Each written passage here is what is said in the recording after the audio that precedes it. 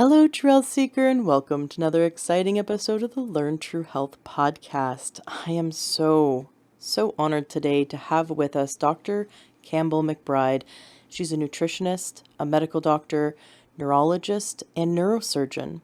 She's the creator of the GAPS diet, which stands for Gut and Psychology Syndrome. Her diet heals the gut, eliminates leaky gut syndrome, and thus helps to heal the nervous system. Dr. Natasha Campbell-McBride shares that the GAPS diet helped cure her first son of autism. She now widely promotes the diet as a natural cure for many psychiatric and neurological conditions, including autism, asthma, allergies, food sensitivities, ADD and ADHD, dyspraxia, dyslexia, depression, schizophrenia, Tourette's syndrome, bipolar disorder, obsessive-compulsive disorder, eating disorders, gout, and childhood bedwetting.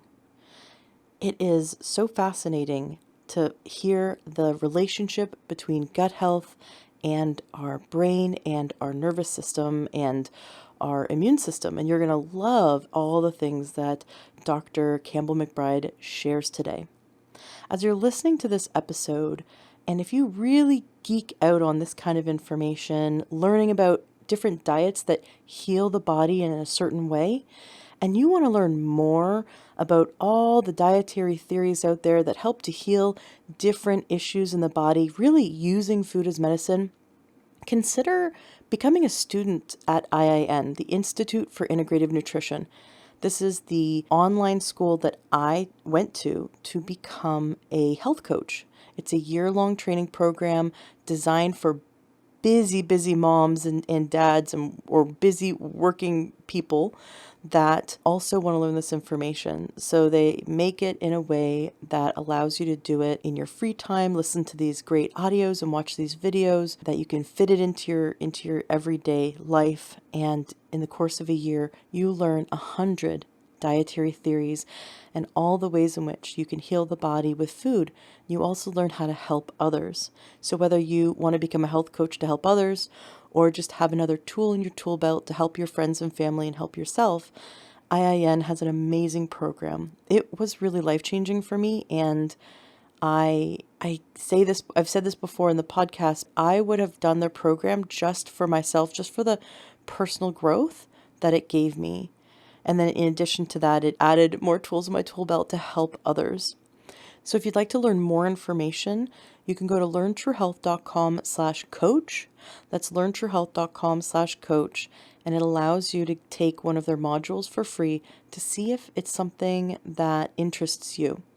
If you have any questions about IIN or going through it as a student and want to know more about the experience, please feel free to reach out to me. You can reach out to me through Facebook in our Facebook group, the Learn True Health Facebook group, or you can email me, ashley@learntruehealth.com, and I'd love to answer any questions you may have about my experience about going through it as a student. There are actually dozens of listeners that have gone through their program and become health coaches that are also in our Facebook group. So you can just post in our Facebook group, the Learn True Health Facebook group, any questions you have, and not only will I answer them, but others will answer it. So you'll get an even deeper picture of what it's like to go through their program. Excellent. Thank you so much for being a listener. Thank you so much for sharing this podcast with those you love. Please share this episode with the mothers and fathers in your life who have children who may have some difficulties with development or with ADD or ADHD, with allergies. This is something that is life-changing, not only for children, but also for adults. I have a friend who this diet saved her life because those who have autoimmune conditions as well see great benefit from doing this protocol if they have leaky gut syndrome. So as you're listening, you may also start to think about all the friends and family that would benefit from hearing this information. So please keep sharing, and thank you so much for helping me get this information out there to help as many people as possible to learn true health. Welcome to the Learn True Health podcast. I'm your host, Ashley James. This is episode 385. I am so excited for today's guest. We have with us, I feel like I'm like in the presence of a Hollywood celebrity in the health realm, Dr. Natasha Campbell-McBride. I have been a big fan of yours. Many of our listeners have been a big fan of yours. And one of my friends, who is also a listener, says that she would be dead right now if it wasn't for your protocol. You literally saved her life. And she is the biggest fangirl. Her name's Caroline. She just loves you. So I just want you to know, there's a woman in Seattle who loves you so dearly. People around the world have shared that your protocol has changed their lives. I first saw you on Netflix, actually, the season 2, episode 1 of the Paleo Way. And I was really confused because there are all these diets out there that totally contradict each other. And what I really get about diets is it's about figuring out what your body needs right now. And you have such a scientifically sound protocol to help people heal the brain and heal the gut. You've created the GAPS diet. Your website is gaps.me. And we have all the links to everything that Dr. Natasha Campbell-McBride in the show notes of today's podcast at Learn True Health. It is such a pleasure to have you here today. Welcome to the show. Thank you for inviting me. I'm delighted to be here. Absolutely. And thank you for taking the time. It is, isn't it like 6 p.m. your time in London right now? It is. Excellent. Well, thank you. Good evening. And I'd love to start by hearing the story. What happened that led you to create the GAPS diet?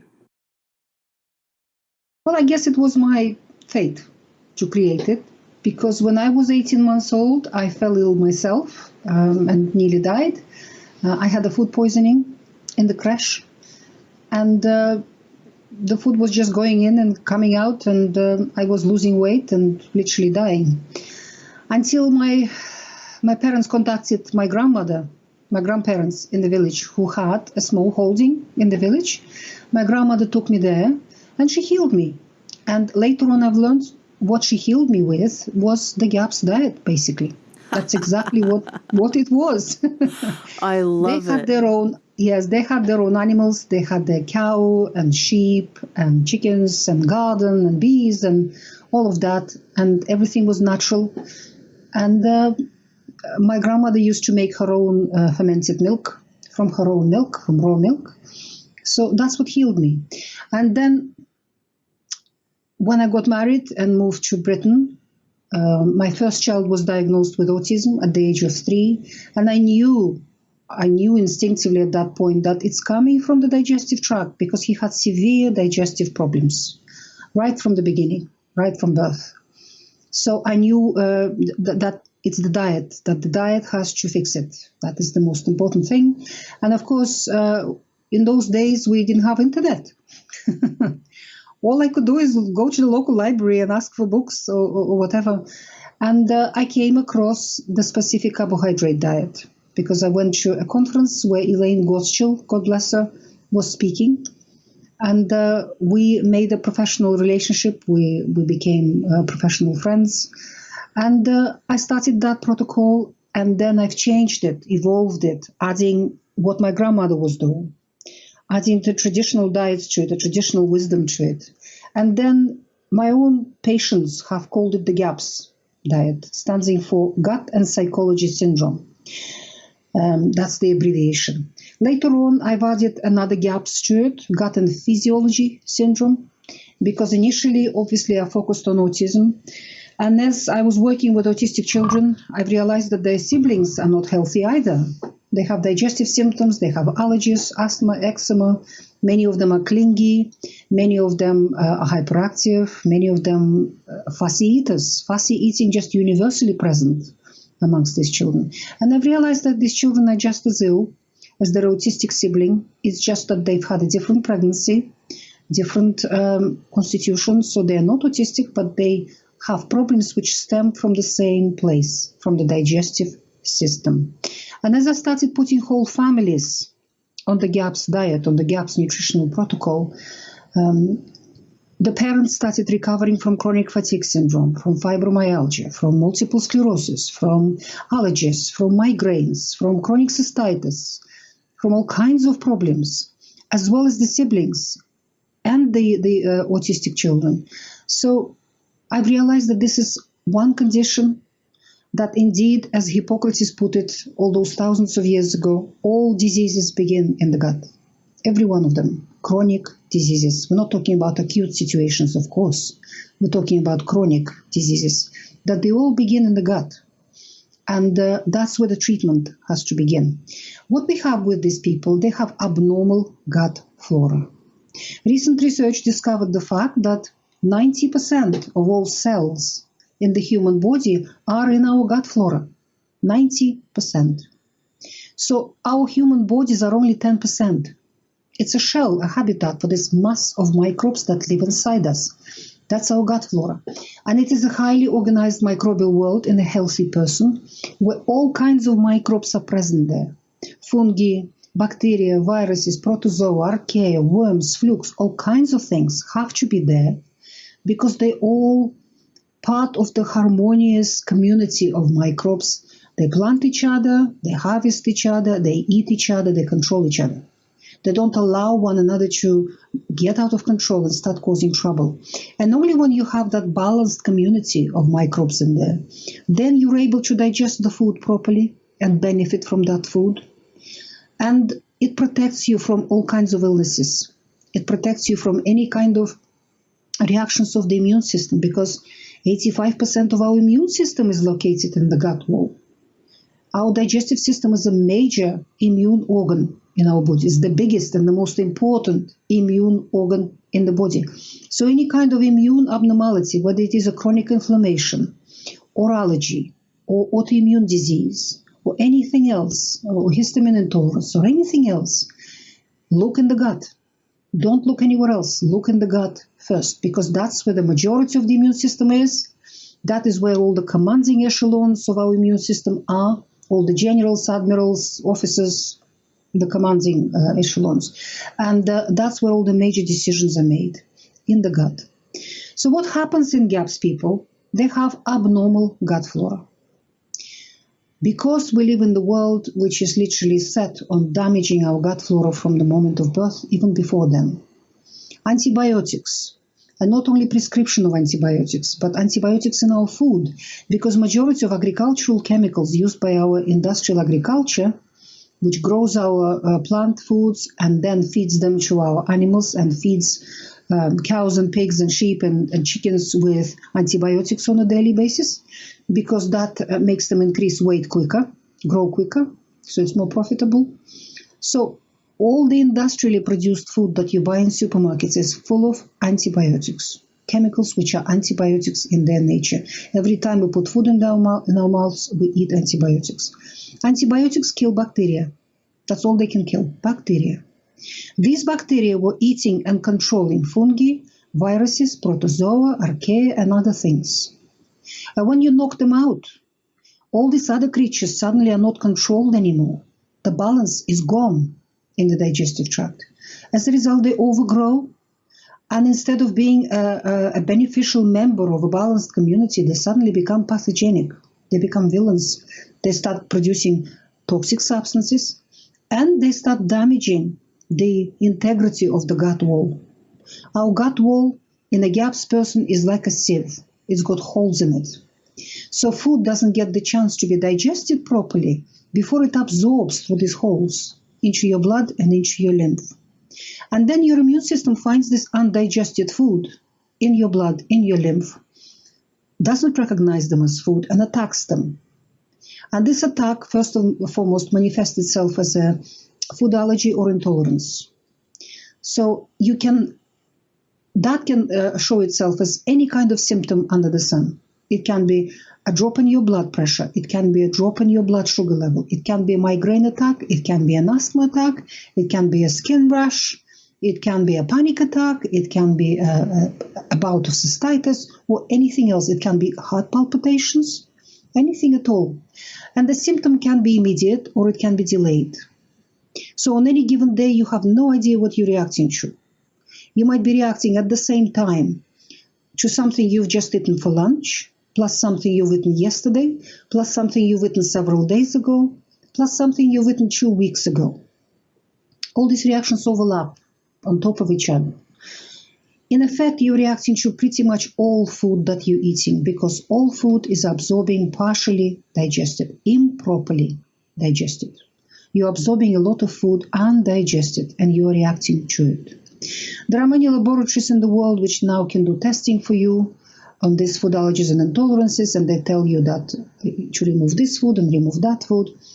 And I've lost count of people who have taken that route and they started removing foods and removing and finish up with virtually nothing left to eat. They've got a few literally a handful of foods that they're eating and they're still reacting. Because as long as your gut is like a sieve, you are absorbing everything undigested. You're reacting to everything. So in the GAPS nutritional protocol, I don't even recommend doing this testing, particularly for people who have limited funds. It's expensive to do testing. We work on healing and sealing the gut lining. We rebuild the gut lining for the person. Because the beautiful fact is that human body doesn't waste effort on healing sick cells, damaged cells. If a cell is damaged, if a cell is sick, it is killed and removed. And a new baby cell is born to replace it. In order to give birth to these baby cells, building materials are required, and the whole process is ruled and orchestrated by the bacteria, by the microbes. Not just bacteria, but the whole microbial community in the gut. This beautiful process is called cell regeneration, and it goes on in every organ, every tissue in the human body. In the gut lining, this process is very fast, very rapid. The cells which line our gut wall only live a few days. They have a very short life. And they get replaced all the time. New baby cells are born all the time. The problem is if a person has abnormal gut flora, and it's the gut flora that is in charge of this process, these newly born baby cells get damaged immediately, as soon as they're born. Even before then, they mutate, and they're unable to fulfill proper functions of digestion and absorption of food. So what we want to do, at the same time, we want to change the gut flora. We want to drive out pathogens, replace them with the beneficial flora, restore the diversity of gut flora, restore the whole harmonious microbial community in the gut. So this process goes right, and these baby cells do not get damaged. At the same time, in order to for the gut lining to give birth to trillions of cells every day, we provide concentrated amounts of building materials for the body to make these cells from. And that is what the GAPS diet provides for the person. So in effect, what we're doing, we're building new gut wall for the person. We're healing and sealing it. So that is one aspect of what happens to GAPS people. The second thing that happens to GAPS people, because their gut flora is abnormal, the food that comes along is digested by this pathogenic, abnormal community of microbes. And they have their own metabolism. They convert food into wastes, various products. And these products then absorb, so the damaged gut lining finish up in the bloodstream. Many of them, thousands of them, are downright poisonous, pathogenic. They go into the bloodstream, they get distributed around the body and cause havoc in every organ, every tissue. At the same time, these microbes, all of them have their own metabolism. They produce hormones. They are, in fact, now they produce so many hormones in such huge amounts that now researchers into gut flora have pronounced our gut flora to be the biggest and the most important endocrine organ in the human body. Wow. The flow of hormones that comes from the gut flora is enormous. And of course, when these hormones finish up in our bloodstream, they regulate our hormonal balance. Mm-hmm. They talk to your thyroid gland, to your pancreas, to your adrenals, to your sex hormones and they upset it. They unbalance it. As a result, usually, typically, GAPS people develop low thyroid function. Mm-hmm. Their adrenal hormones are all over the place. Cortisol is usually high, through the roof. So these people are constantly in a stress response. They can't sleep well. They can't cope with any stress. They can't cope with pressure and And the adrenals are not working very well. They get exhausted in these people. And so sex hormones are all over the place. Some are too high, some are too low. The whole thing is dysregulated. And that would produce perimenstrual syndrome. That would produce polycystic ovaries. It would produce dysmenorrhea and various other problems in that area. In men, it will produce also problems in that area. And infertility is one of those problems as well. And I would mention another problem that I see, because I work with children, and I have been working for the last almost 30 years. So many of these children still stay with me. I observe them for a long, long time. Many of these children with abnormal gut flora have abnormal sexual development due to this flow of hormones from their gut flora. Girls are not sure they're girls, boys are not sure they're boys. There are some secondary sexual characteristics which are not quite right, not quite normal, and there are abnormalities in this area due to this fact. Another thing that this community of microbes produces in combination with the gut itself are neurotransmitters. We now know that almost 100% of serotonin is produced in the gut and then transported to the brain to be used. About 70% of dopamine is produced in the gut and then sent to the nervous system to be used. Almost 100% of GABA is produced in the gut, and many other endorphins and neurotransmitters. These are chemicals that our nervous system, the cells in our brain and spine, use to communicate between themselves, between each other. And when the serotonin is low, if your gut is not functioning well, your gut flora is abnormal, it's unable to produce enough serotonin. If your serotonin is low, then you can't sleep well, you become negative, and you become depressed. You don't see any joy in life at all, because to be positive, to be content, we need serotonin. When there isn't enough dopamine, it's a motivational neurotransmitter. That's another side of depression, when the person just apathetic. They don't want to get out of bed, they don't want to brush their teeth, brush their hair, change their clothes, to wash themselves. What's the point? This person has no dopamine, not enough dopamine is being produced. When there isn't enough GABA, the person becomes anxious. That is the cause of anxiety in the person and panic attacks. And the combination, all of these neurotransmitters are very powerful. They have many, many functions in many different organs, not only on the nervous system. They also affect the immune system. They affect how the muscles work and how many, many other organs in the body work. So it's a disaster, just these three aspects of the activity of the gut flora: abnormal hormonal flow, abnormal neurotransmitter flow, and thousands of poisonous chemicals absorbing. All of this situation turns the digestive system of person into a major source of toxicity in the body. While the food is not digesting properly, not absorbing properly, and the person developing multiple nutritional deficiencies. When you have abnormal gut flora, you can be eating the best diet in the world, the best quality food in the world, but you're unable to digest it properly, to absorb it properly, and this food is not really benefiting you as a result. So that's what happens in the GAPS person.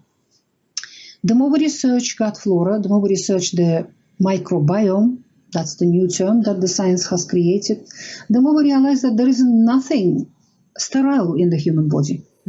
We have microbes living everywhere. Our blood vessels are populated by microbial community. Our blood has microbes in it. Our heart, our lungs, our brain has microbes in it. Our abdominal cavity has its own microbial flora.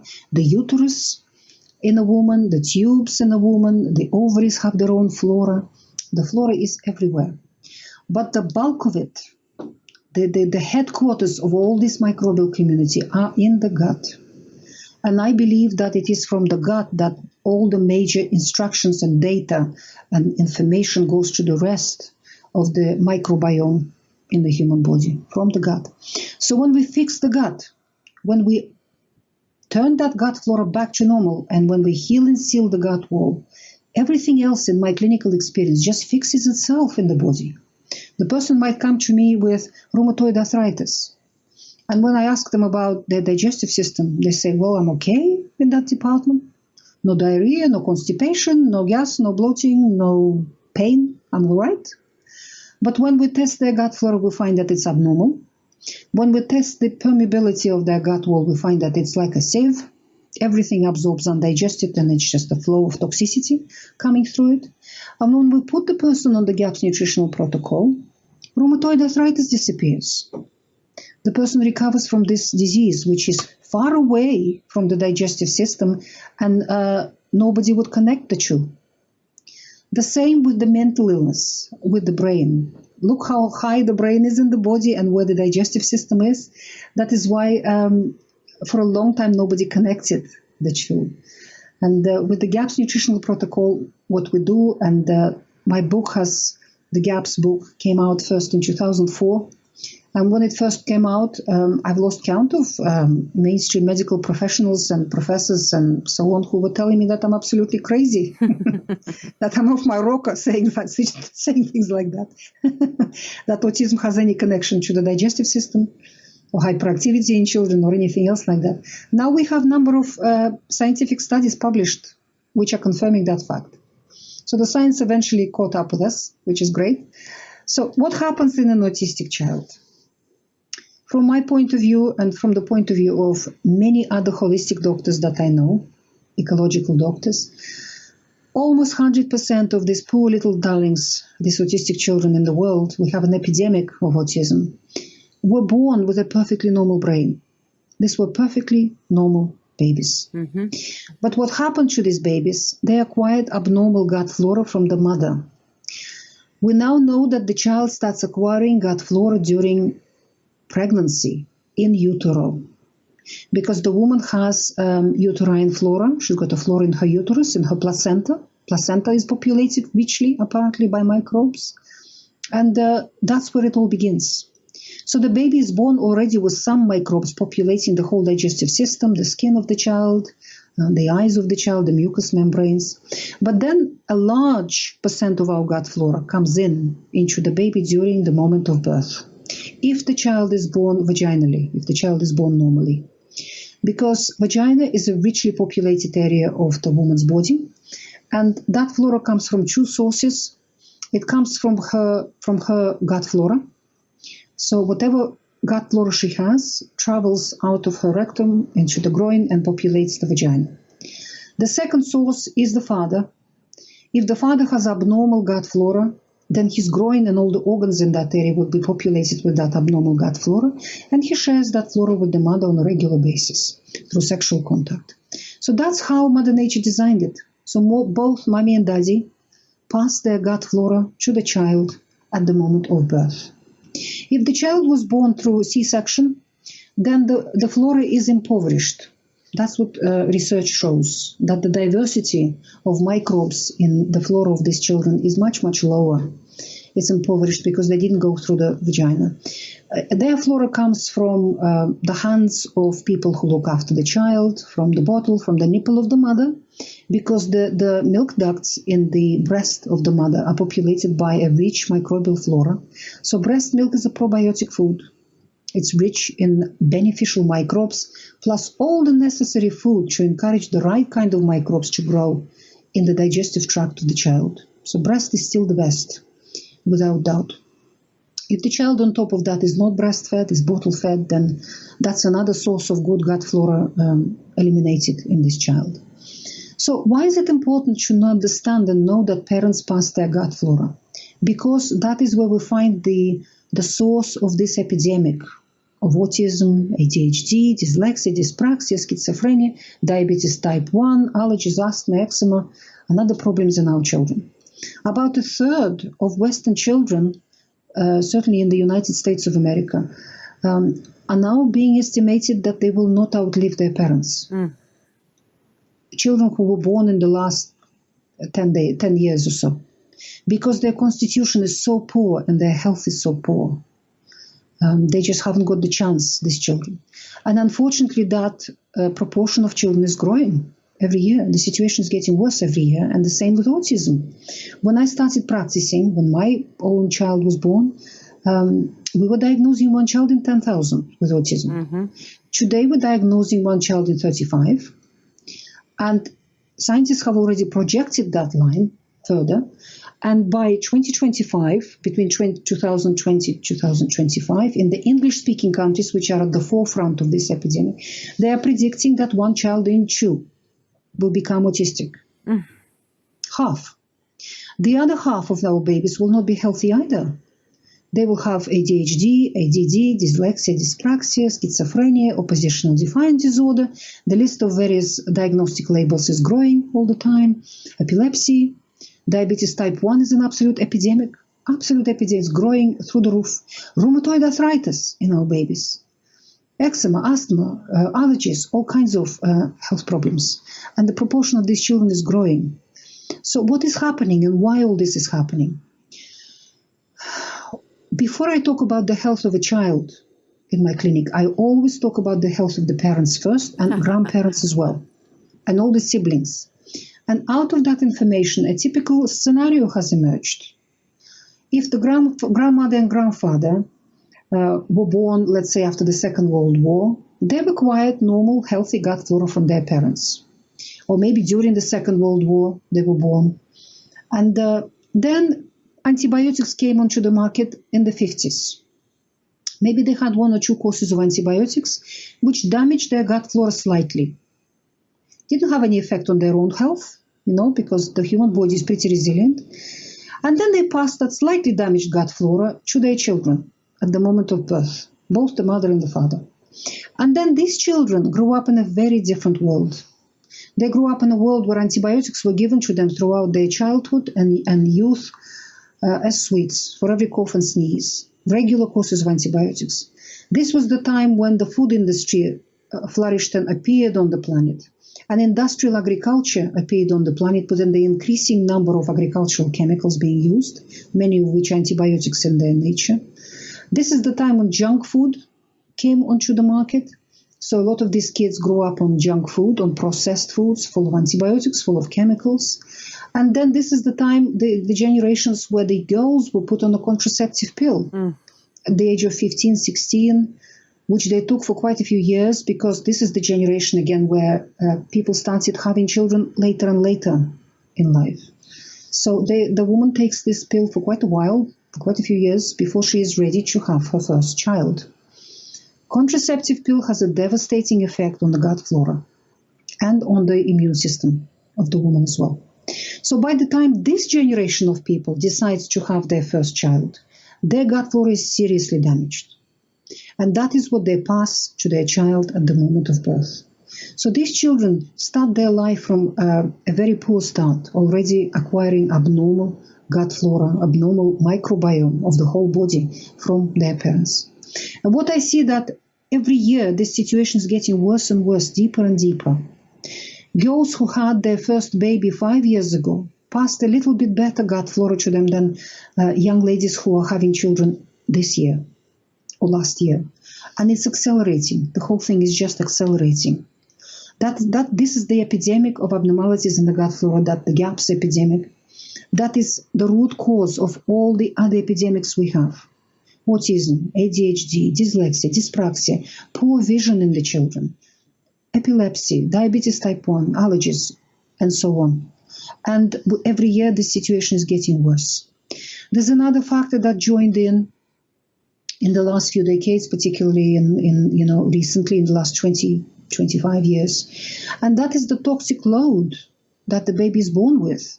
Mm-hmm. It sounds cruel, it sounds unfair, but the way Mother Nature designed a woman's body is that it uses pregnancy as a chance to clean up by dumping toxins into the fetus, into the baby. Our ladies nowadays grow up in a world, they are born into a world where vanity rules.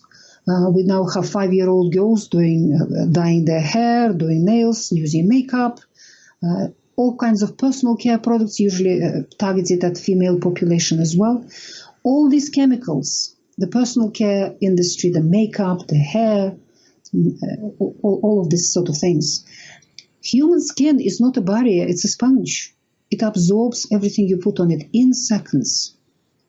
And our chemical industry to date has invented some 80,000 or something of new chemicals which don't exist in nature.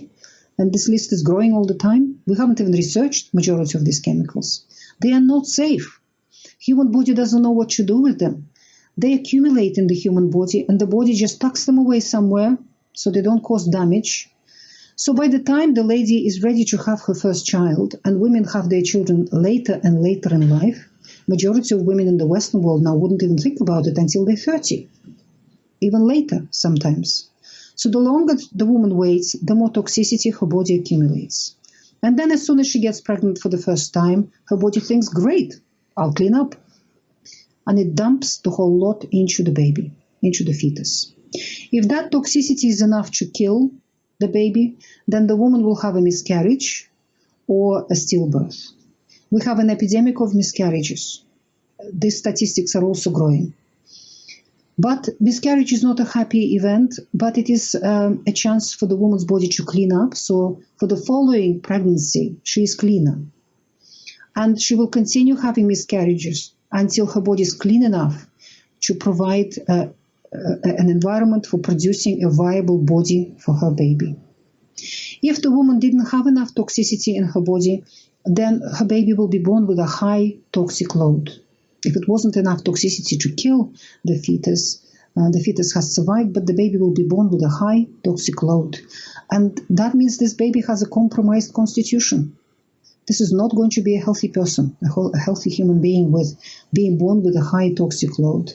And indeed, if you look at statistics of autism, of ADHD, and other problems, other health problems in children, vast majority of them are firstborn in the family. Because the woman cleaned up on the first pregnancy, and following pregnancies, she had a cleaner body for those, and these children were born with a smaller toxic load. As a result, stronger constitution and stronger health, generally speaking. If a woman was exposed to some toxicity between pregnancies, which can happen in our modern world as well, then following pregnancy will also dump a lot of toxicity into the child. So this is a double whammy for our babies nowadays. They're born with a high toxic load, plus they acquire abnormal gut flora. So there are gaps, these children. From my point of view, nobody's researching this. There are no epidemiological studies done on this yet in the world. How many of our babies are born as gapsters? But from my point of view, vast majority, a growing majority. It is hard to see healthy babies nowadays. Majority of babies are affected in one way or another. So what happens in this child? The child begins its life with abnormal gut flora. While the child is exclusively breastfed, breast milk is the best food for the baby for many reasons. First of all, it doesn't need digesting. It absorbs, the nutrients are all there ready to be absorbed and to nourish the child. That's perfect, absolutely perfect. Secondly, the milk ducts in the breast are populated by beneficial flora. So this is a probiotic food. So while we are exclusively breastfeeding, we are correcting the gut flora in the child. We're getting it better a little bit. At the same time, whatever abnormal gut flora the mother passed to her child, she had for a while herself. So her immune system has developed some defenses against her own gut flora. She would have antibodies. She will have immune complexes against these microbes.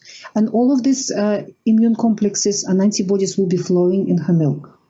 Because milk of any animal is the white blood of the female with red blood cells removed. So everything that is in your blood, in the mother's blood, will be in her milk.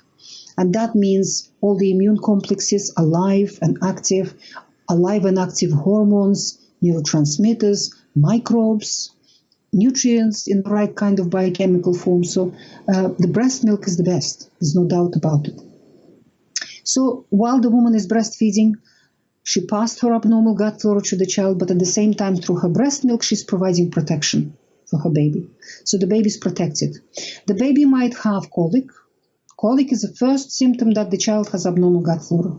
It must not be ignored. It's very important. Colic has become so universal that health visitors pronounce it as normal because they just see so many babies with colic. It is not normal. It means that the gut flora is abnormal in the child and it's producing too much gas. At the same time, inflammation sets in the walls of the digestive tract of the child. When a bubble of gas accumulates somewhere in the digestive tract, it stretches those sore, inflamed walls, and the child has pain. The child has cramps. That is why the child is crying. And until that gas gets released one way or another, or gets moved into a less painful area of the digestive tract, the child will be screaming. So this should be a signal to the parents that the gut flow is abnormal. We must do something to deal with this situation, because if we don't, later on that can lead towards autism, towards another learning disabilities, or epilepsy, or allergies, or asthma, or something else disastrous for the child. So that is the first thing that happens. So the child may have colic, the child may be crying, may have eczema, because eczema is a GAPS condition. What happens, a lot of this toxicity that absorbs from the digestive tract has to be removed from the body somehow, and sweat is a major way to eliminate things out of the body. So when these toxins come out in sweat, they cause irritation on the skin. There is a flora on the skin. The microbes interact with those toxins. They try to neutralize them, or eat them, or maybe convert them into something even more toxic. That's a possibility. And of course, the immune system is going to join the whole party. And when the immune system joins the whole party, that's when you get the redness, the swelling, the itchy, scratchy patches on the skin. Only when the immune system joins in. Because it's not the toxins and not the microbes that cause these symptoms. It's the immune system trying to deal with that situation that causes the red, the hot, the itchy, and the painful, patches on the skin. So that's what eczema is. The root of it is in the gut. That's where the toxicity comes from. So when we heal and seal the gut wall, eczema disappears. And I had thousands of children like that who healed from eczema very nicely when they followed the GAPS nutritional protocol. So this baby, let's come back to this exclusively breastfed baby. The baby might be crying because of colic. The baby might have eczema, but the baby is growing, developing, everything. Nobody's particularly concerned. But when solids are introduced or formula is added to the breast milk regimen, and formula, now we have studies to show that even occasional bottle of formula changes the gut flora in the child towards pathogenic end. So we really need to work on exclusively breastfeeding our babies, on avoiding all commercial formulas, because they do our babies no good. This is a dead powder made out of processed synthetic things, which do nothing good for the baby whatsoever. So breastfeeding, breast is the best.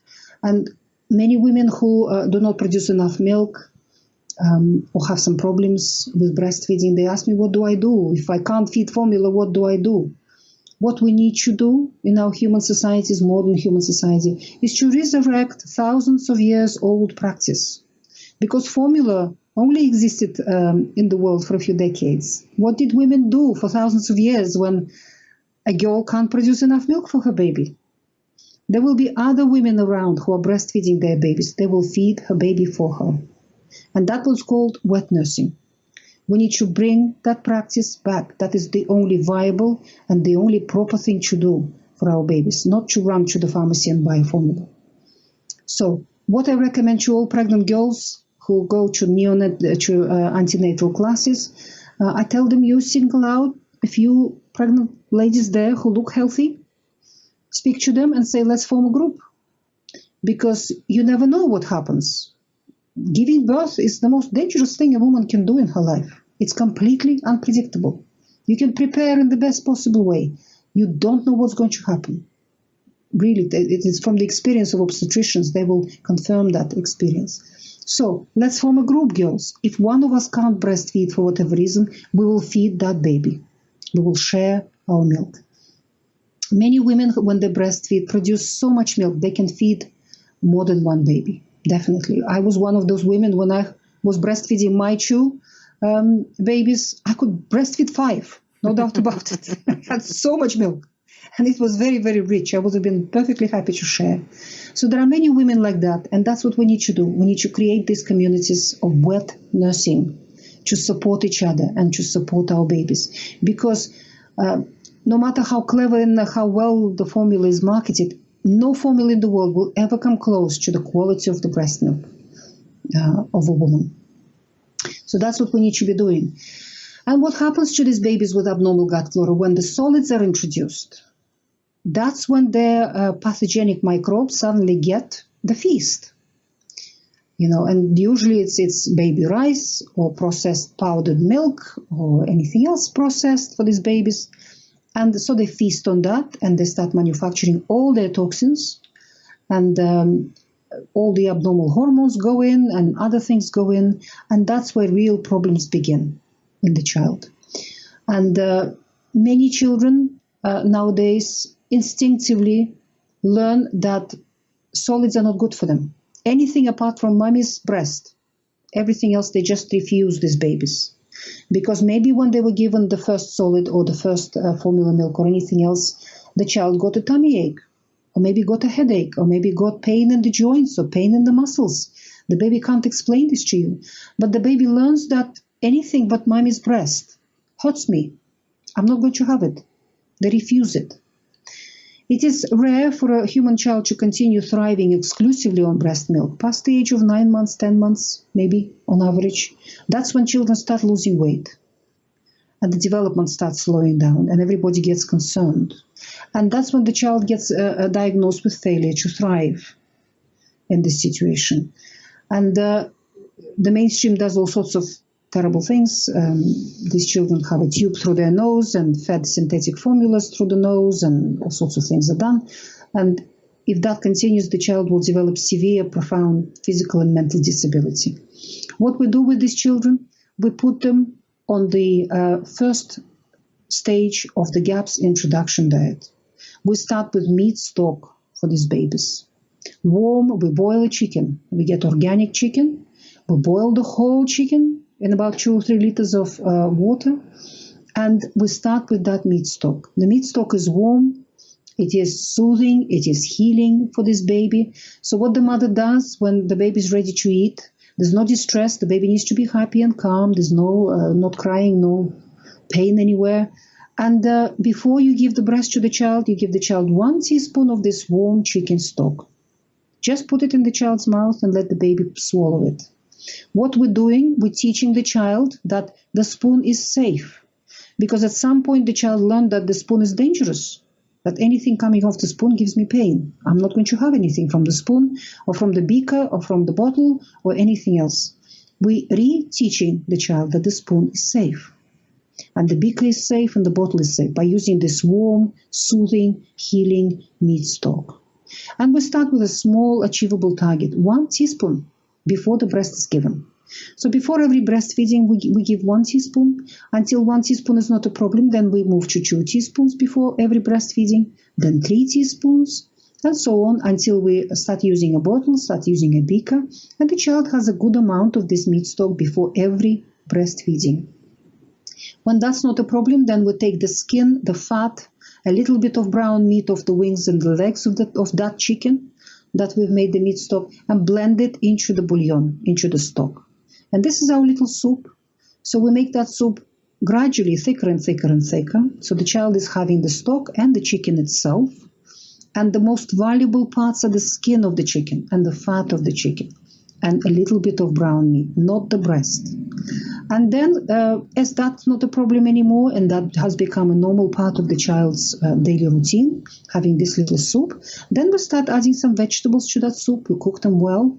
We start with non-starch vegetables.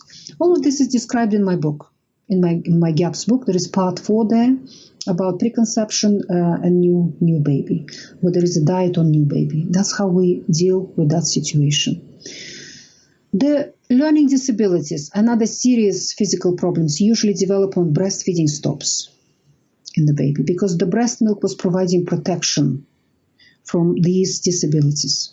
Despite the fact that the child has acquired abnormal gut flora, the child has colic, has eczema maybe, has other problems, but as long as the breast milk is provided, it provides protection.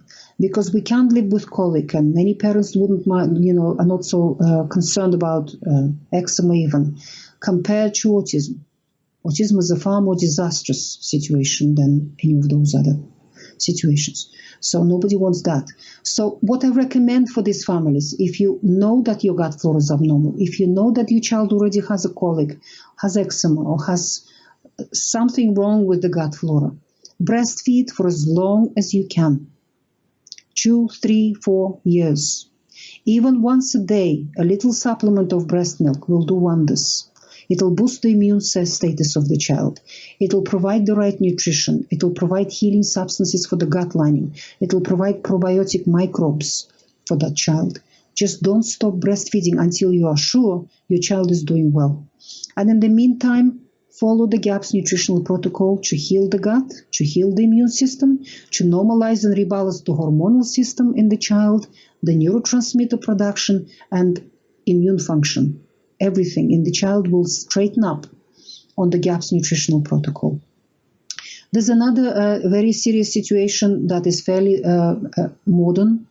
It's a new diagnostic label called FPIES. There are now variations of this diagnostic label, and that is a food-induced protein intolerance enterocolitis in the child. Basically what we have here, we have a child with such damaged gut wall, with big holes in the gut wall. So all protein in this child absorbs undigested. And these are the children who are often exclusively breastfed, but milk goes in, diarrhea comes out, and the child's not putting weight on, vomiting, diarrhea, vomiting, diarrhea. Everybody gets concerned. The doctors test this child and find that the child is allergic to all proteins on the planet. So the woman is told to stop breastfeeding. As a result, the child is put on an elemental soya formula, which is terrible. And the parents are told, you can't give your child any protein. Just give him some boiled carrots or something, and that's it. And the parents, the doctors tell them to look for veganism for the rest of their lives. So what we do with these babies, I have a growing group of these babies in the world. We have now a support group amongst parents, wonderful mothers, wonderful, just absolute heroes, mothers who heal their own children, now helping hundreds of other babies in the world with this terrible situation. We start with meat stock with these babies. Lots of protein. But what we're doing with this meat stock, we're building new gut wall for the baby. And until that new gut wall is built, vomiting, diarrhea might continue. The child might continue reacting. But we have to, there is no other path. There is no other way. And these children do recover. They have to stay on the GAPS diet then pretty much for life, for many, many, many years, until we are absolutely sure that the person is healthy and robust. Only then you can try and introduce things which are not allowed on the GAPS diet. But there are now many children in the world who recovered from this condition. These are GAPsters children. And many other health problems. So this is the first year that we talked about. Now let's move into the second year of the GAPS children. That is the year when they develop autism, hyperactivity, dyslexia, dyspraxia, diabetes type 1, and other learning disabilities and other physical problems. Because that usually is the year when the breastfeeding stops and the child is on solids. And the child can't digest that food. Their digestive tract is a source of toxicity. How do babies learn? How do children learn how to be a human being in this world? Because they need to learn that sort of thing. They learn through using their senses. Their eyes, their ears, their tactile sensitivity, their sense of smell, sense of taste, and other senses. So what these sensory organs do, they collect information from the environment. Just observe babies. They listen to everything. They stare at everybody. They touch everything. They take everything in their mouth. They're using their sensory organs to collect information from the environment. And then this information is passed to the brain to be processed. And from this processing, the brain learns. Now, this is mommy, this is daddy, this is a toy, I play with it like this. This is food, I eat it, these are other children, I copy them. And that's how human beings develop. That's how a baby learns to be a human being. But in our GAPS children, their brain is clogged with toxicity. That river of toxicity coming out of the gut gets into the brain of the child and clogs it with toxins. This brain cannot process this information from the sensory organs appropriately. All this information turns into a mush, into a noise in the brain, and depending how much toxicity is in the brain, what kind of toxicity, the character of it, the child will develop symptoms. If it's the most severe situation, the child will become autistic. If it's less severe, and there are bits and pieces here and there, the child may become hyperactive, or develop attention deficit disorder, or dyslexia, or dyspraxia, or schizophrenia, or positional defiant disorder, strange fits, strange tics, and epilepsy. Epilepsy is a safety valve for the brain.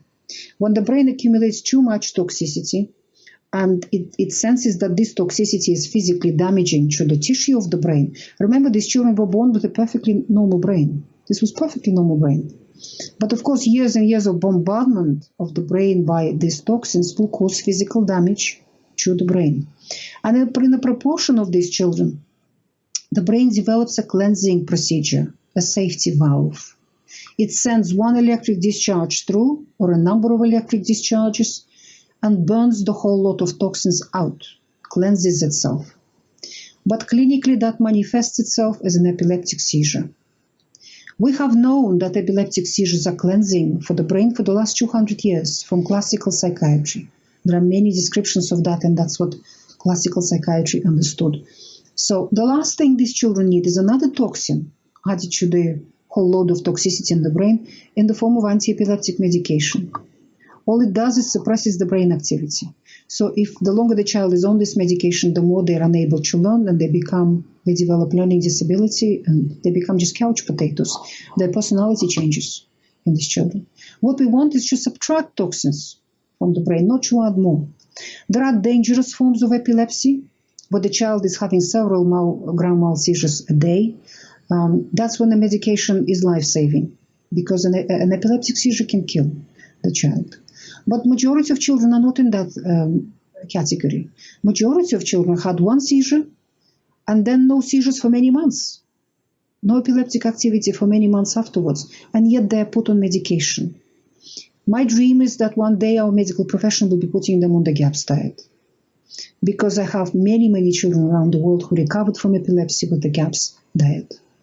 Because what we do with the GAPS diet, GAPS nutritional protocol, we clean the gut, we drive out pathogens, we re-establish normal, harmonious, balanced community of microbes in the gut, and we heal and seal the gut wall. As a result, that river of toxicity coming from the gut stops. And when it stops, the brain cleans itself. Human body has an amazing ability to clean itself. Every cell, every tissue has a cleaner in it, which is very busy and constantly cleaning itself. The headquarters of this cleaning detoxification system is in the liver, and departments in every cell of the human body. So the human body and the brain has a beautiful ability to cleanse itself, to get rid of toxicity. We just have to stop these toxins from coming in. And in order to do that, we have to heal the gut. Because if your tap in the kitchen is leaking and you have a puddle on the floor, what do you do first? Do you start mopping the puddle, or do you deal with the tap first? It's a good idea to fix the tap first and then mop the puddle. So by fixing the gut, we're fixing the tap in the kitchen, the leaky tap. And once the leak stops, then we can mop the puddle and be done with the situation. So as far as the brain is concerned, in my opinion, all mental illness, all of it, schizophrenia, bipolar disorder, oppositional defiant disorder, addictions, depression, epilepsy, any kind of mental illness, panic attacks, memory problems, are GAPS conditions. They're all coming from the digestive system. From my clinical experience, from everything I know, and all learning disabilities in children. So whenever there are any mental symptoms in any person, first thing we need to do, urgently, get on the GAPS diet immediately. But when this river of toxicity gets to other organs in the body, it will cause disease in those as well. And number one thing that happens in many tissues and organs, and that is a collagen disorder. I call it GAPS, collagen disorder. I'm finishing my second GAPS book, the Gut and Physiology book. Hopefully it will come out next year, if I get enough time to finish it. And I describe this condition in that book. What happens? About a third of all protein in the human body is collagen.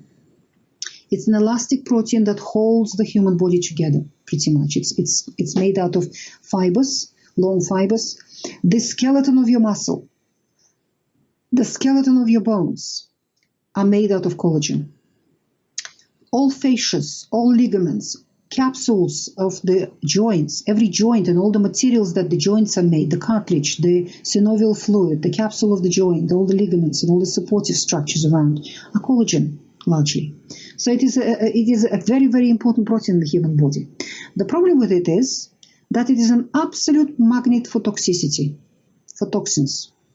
This toxic river that is absorbing from the digestive tract of a GAPS person, many of these toxins are attracted to collagen. They attach themselves to these molecules. And that changes the three-dimensional structure of collagen. Our immune system goes around the body surveying it all the time. When it finds these changed molecules of collagen, it looks at them and says, "You're not mine. I don't recognize you as mine. You must be something foreign that got in." And initially, the immune system would use off-the-shelf response, which is always ready, always there on the shelf, and that is inflammation. It will cause inflammation in that area. What inflammation does, it kills the enemy and cleans the site. That is its function. It will remove this toxicity. It will clean that place up. So if this influx of toxicity was temporary and not very heavy, you may get a bout of inflammation somewhere, and inflammation always comes with pain. It's red, it's hot, it's swollen, and the function is limited. So that might happen in your knee, or your elbow, or your thumb, or your spine. You'll get lumbago, you'll get a backache, back pain. That is a major, major cause of back pain, because our spine is a whole collection of tiny little joints. It's made out of lots and lots of little joints, the spine, lots of collagen. So, but if this situation is not temporary, if this toxicity is coming all the time, and the immune system has been using inflammation for many, many days, the immune system will have enough time then to study these changed molecules of collagen and start producing antibodies against them. And you've got an autoimmune disease. That's when your temporary bouts of arthritis turn into rheumatoid arthritis or osteoarthritis or another form of autoimmune arthritis. If this situation happened in your lungs, because the lungs are full of collagen, then you may get asthma, you may get obstructive pulmonary disease or another problem with your lungs. If the situation happens in your heart, and the heart has lots of collagen in it, because heart valves are largely collagen, the strings that are attached to the heart valves, the inside lining of the heart has a lot of collagen in it, and the muscle of the heart itself and the capsule of the heart, then you can get palpitations and you can get heart problems. So wherever this sort of situation happens, it becomes chronic, and there is an autoimmune component as well as inflammation going on in the body. Many of our GAPS children had that situation pretty much from birth. That is why these children usually have loose, weak joints. They are double jointed. They have flat feet. They stumble on a perfectly level floor and hurt themselves all the time, these children, because their joints are loose, because the collagen that is holding that joint together is being destroyed by our own immune system, by autoimmunity. The fascias become loose in this person, so these children and adults can develop hernias. All our organs inside our bodies are hanging on big sheets of collagen. These are the things that holding them hanging in the right place. They all sag down quite often. They hang low in these people, and that can cause the problems with the function of these organs. And because our blood vessels are largely made out of collagen, these people get very weak blood vessel walls, and they bruise easily. There are many people with GAPS who say that I bruise so easily. I just pick something up and I've got a bruise on my hand. I just have to bump a little bit into something and I get a great big bruise. The wall of your blood vessels is very weak because you have a collagen disorder. That's what happens in these patients. I call it GAPS collagen disorder, because the toxicity is coming out of the digestive system of the person. Wherever these toxins get to, they would cause disease, neurological illness, multiple sclerosis, neuropathies, amyotrophic lateral sclerosis, Guillain-Barré, or any other chronic neurological disorder. Fibromyalgia can be put into that category as well, because these people have neuropathies as well. That is the skeleton of every peripheral nerve in our body is collagen. Mm-hmm. And if that collagen is inflamed and under autoimmune attack, of course there will be symptoms. There will be problems. I had many patients with neuropathies who have recovered on the GAPS nutritional protocol. Energy production in the body also suffers when people have so much toxicity coming out of the gut. The energy in the human body is produced by organelles in every cell called mitochondria. It's our little energy factories. They're very effective, mitochondria. They produce a lot of energy per unit of glucose or unit of fat that they burn to produce energy. The problem is the process is dirty. The things that shoot out of this mitochondria into the cell are free radicals. These are wild oxygen species which can damage a lot of things in the cell. Because this process was designed by Mother Nature over billions of years, the cell has a way of dealing with that situation. It produces antioxidants to deal with these free radicals immediately. It produces lipoic acid, glutathione, vitamin C, and other things, other antioxidants. And the whole thing is ticking on nicely. Problem is, our mitochondria are very vulnerable to toxicity coming out of the gut. They get damaged by toxins. And many cells also die. The many cells in the body, not only mitochondria, but many cells in the body get damaged in the human body. So the energy production starts reducing. The person starts getting fatigue. The person starts getting tired from ordinary normal activities. They have to rest and pace themselves. And what happens at a certain point in the body?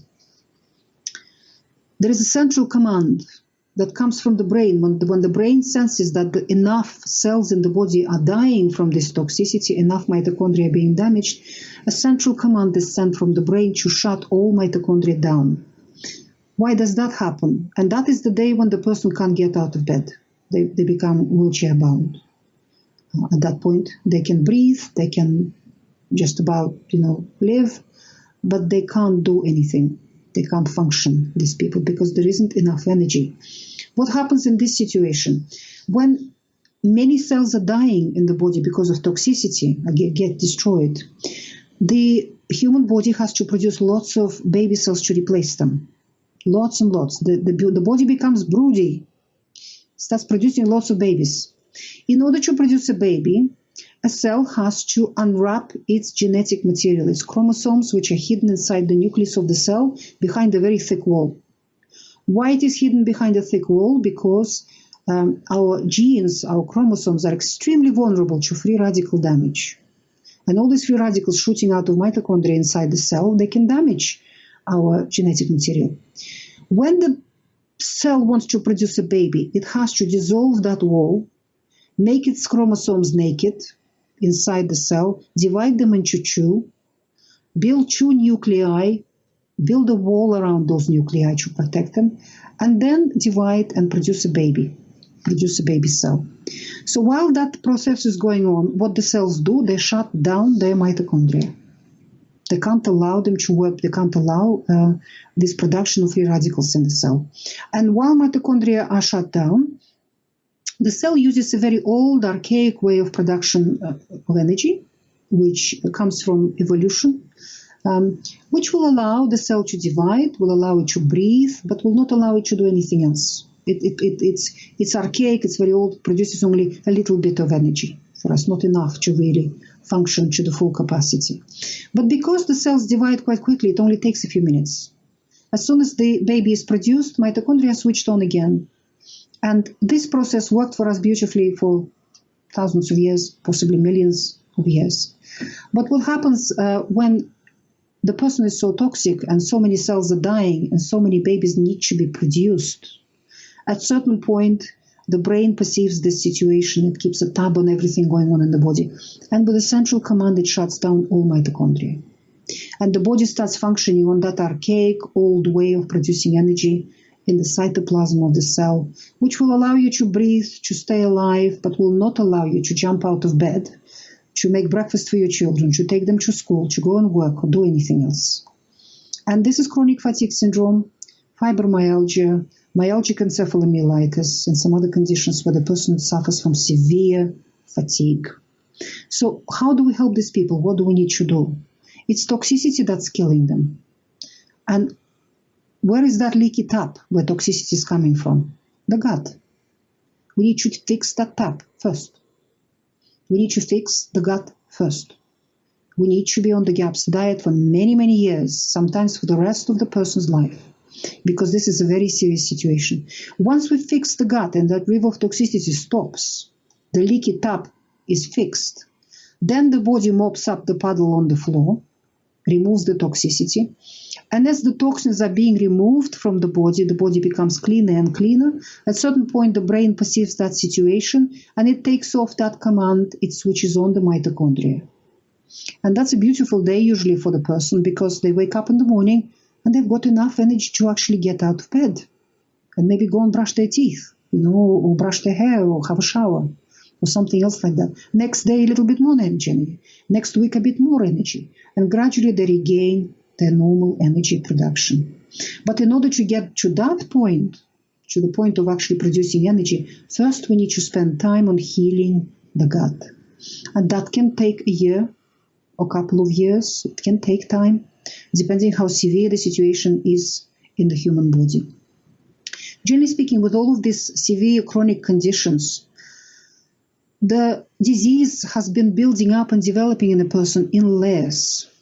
It's like an onion, this whole disease. First, the first layer was developed, and then the second layer developed on top of that, and then another layer.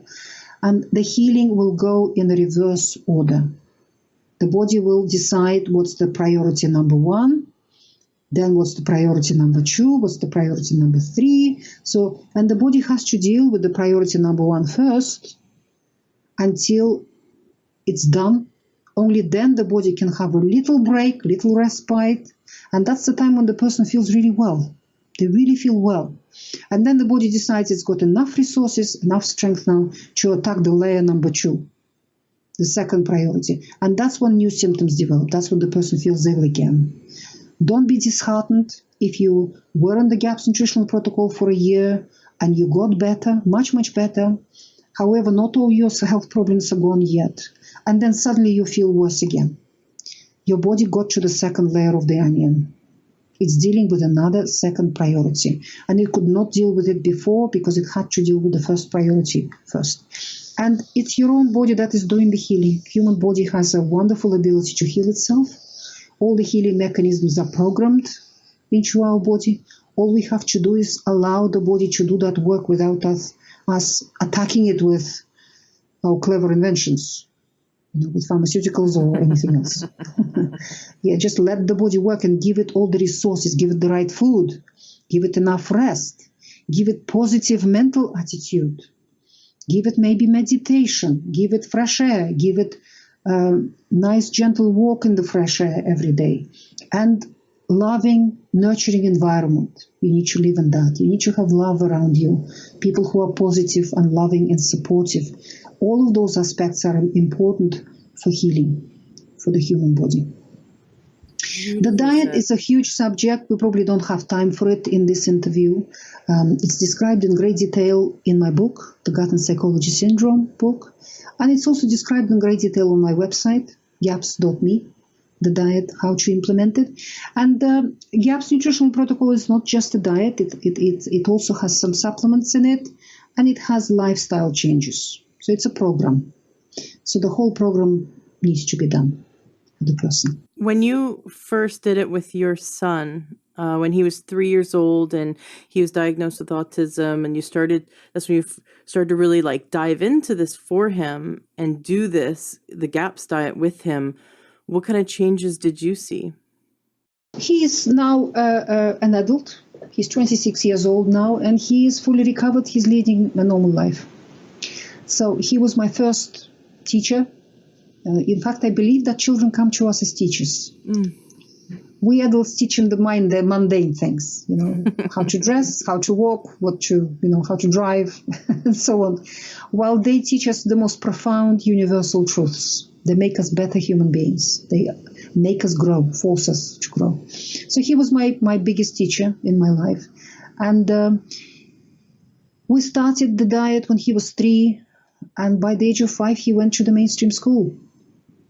With support, about 95% of success we've achieved in the first 2 years. And then the rest, 5% of the healing happened over the next 5 or 6 years gradually. They were the most difficult bits, obviously, to get rid of. Apart from the GAPS nutritional protocol, we did the ABA program, Applied Behavioral Analysis. And I'm a great advocate of this protocol, of this program, because what happens with autistic children, children learn certain skills at a certain age. That's how our brain is programmed. From the moment of birth, from the moment of conception, we follow a certain program that has been put in, I don't know when, I don't know by who, because it's not just genetic, it's not just genes, far from it.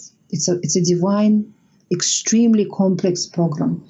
And as a child is born, they have to learn certain skills at a certain age. That's when they're programmed to learn that. A certain window of opportunity. We have to learn to walk around the age of 1. We have to learn to speak around the age of 2. Then in the following years, we'll learn syntaxes and grammar and finery of the language and social skills and the rest of it. And if the child missed that window of opportunity of learning that skill, they may not learn that skill themselves later on. You have to teach it. And you have to teach it. You have to break that skill into the tiniest possible steps and teach them systematically, starting with the simple, most fundamental step until that's mastered, then build on that the second step, then build on that the third step. And the only program that I know that is thorough like that, like a fine-tooth comb, is the Applied Behavior Analysis. There are other programs out there, but it's only this protocol that, in my experience, produces the right results with autistic children. So with these children, it isn't enough to just fix the body. We have to teach them all the skills that they've missed. That is why the younger the child is, when we put them on the GAPS nutritional protocol, the quicker they recover and the more fully they recover. Because first of all, the brain wasn't bombarded that long with toxicity to cause physical damage to it. And secondly, because the child missed less on its development. Less windows of opportunity have been missed by the child. It's easier for them to catch up, easier for them to fill those gaps. So, and that usually, children recover fully up to the age of 4.5, maybe maximum 5. It's very individual, obviously, in every child.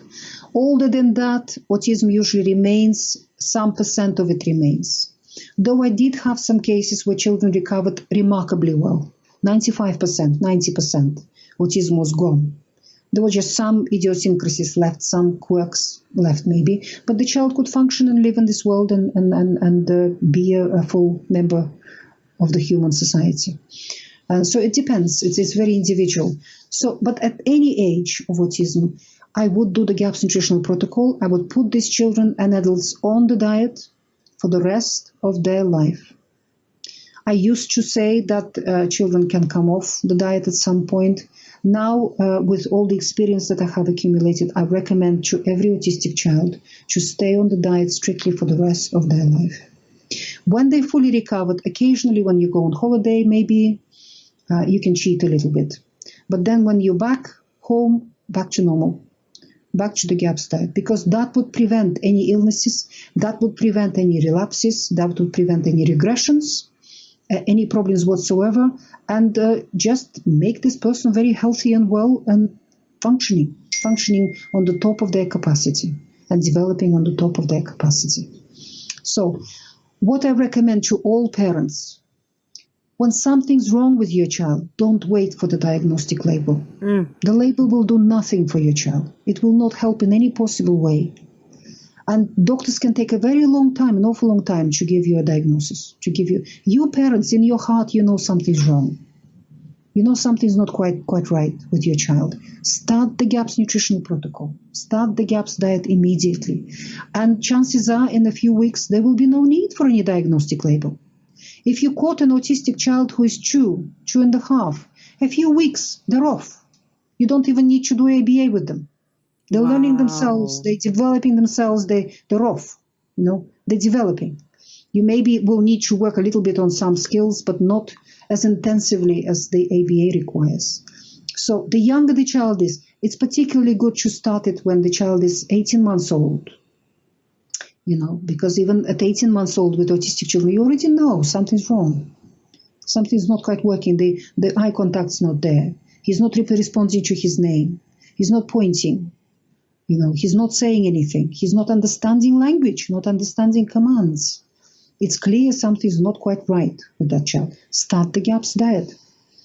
And chances are you will not need any diagnostic label and you will not need to do anything else with that child.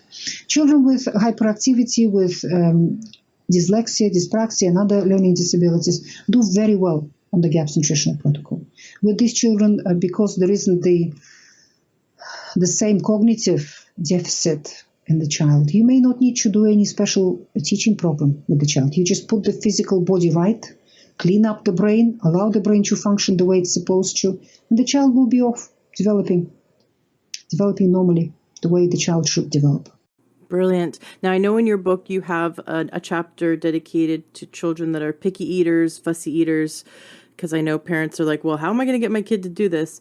So I know that that's in the book. I definitely encourage listeners to get the book. Absolutely. Absolutely. Fussy eating is a normal symptom on GAPS. It is a part and parcel of GAPS. What happens with these children? The food that they're eating is converted into millions of toxic substances by their abnormal gut flora. But these microbes in the gut are clever. Part of that toxicity they make in the form of endorphins, chemicals that give the brain the pleasure signal. So the brain wants more. So your little adorable darling is a drug addict. The drug is produced in the gut by the abnormal gut flora for this child. So the child is trapped in the typical drug addiction vicious cycle when they love and want and limit their diet to the very foods that hurt them, damage their brain and damage them and cause their disorder. So if any of you ever read about how difficult it is to try to treat a drug addict, you would realize just how difficult it is to treat them. Your child is going to fight you every step on the way. Pulling a drug addict out of that vicious cycle is hard work. The parents must be united on this issue, the mommy and daddy. Grandparents, grandmothers in particular, need to be united on this issue. It takes 2 adults in the first week or 2 to break the child out of that vicious cycle. And the child will fight you every step on the way. Be prepared for that. So you have to be strong. You have to stand there like a rock. And that grandma must be like a rock, or a daddy, or any other member of the family that is helping you. So what we do, we sit the child down. We make that beautiful meat stock with the chicken, or lamb, or beef, or anything else. And we sit the child down. One adult is standing behind the chair with a big smile on his face, making sure the child cannot leave the situation. The child cannot jump up and run away from the table. Just hold him down gently, nicely, with a smile. The mother is feeding. We start with a small achievable target, 1 teaspoon of this meat stock for a reward. For any child that is verbal and for whom any non-food reward works, be it a computer game or a favorite video or a favorite book or a favorite game or horses around the house or peekaboo or whatever works for this particular child, use that as a reward for swallowing that 1 measly little teaspoon of the meat stock. As soon as the child swallowed it, we give the child the reward. But most importantly, this reward has to come with over-exaggerated praise from the parents. The parents need to explode in happiness. They need to give the child a complete circus performance in happiness. Throw him up in the air, kiss him, hug him, tickle him, whatever works, and then let him go. Let him leave the situation. Let him wander around, play whatever he wants for 5 minutes. After 5 minutes, back to that chair, we sit down again, another teaspoon. And we work like that all day until the teaspoon is not a problem anymore with the child. Quite often children love this circus from the parents so much. It's so nice for them to have this circus. They would do it just for that, without any rewards. That's a reward enough for them. The circus from the parents, the over-exaggerated praise. When 1 teaspoon is not the problem anymore, the child just swallows it and gets the circus and gets the reward. We want 2 teaspoons for the same reward. And then 3 teaspoons. And then push and push and push more and more and more until the child has a whole bowl of this stock. And then we start adding that chicken to that stock. And then we start adding vegetables. And the rest is history. We just keep working at it. And your fussy eater that wouldn't eat anything apart from his biscuits or his sweets or whatever it is, in a week will be eating everything, including liver, fish, soup, anything. Absolutely.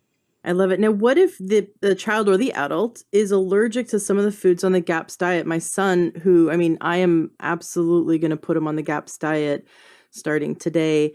He has asthma, definitely induced by what he's allergic to. He's allergic to dust mites, and there's about 7 foods he's allergic to. We're a gluten-free, dairy-free household from birth. So, and he eats organic and he eats really clean.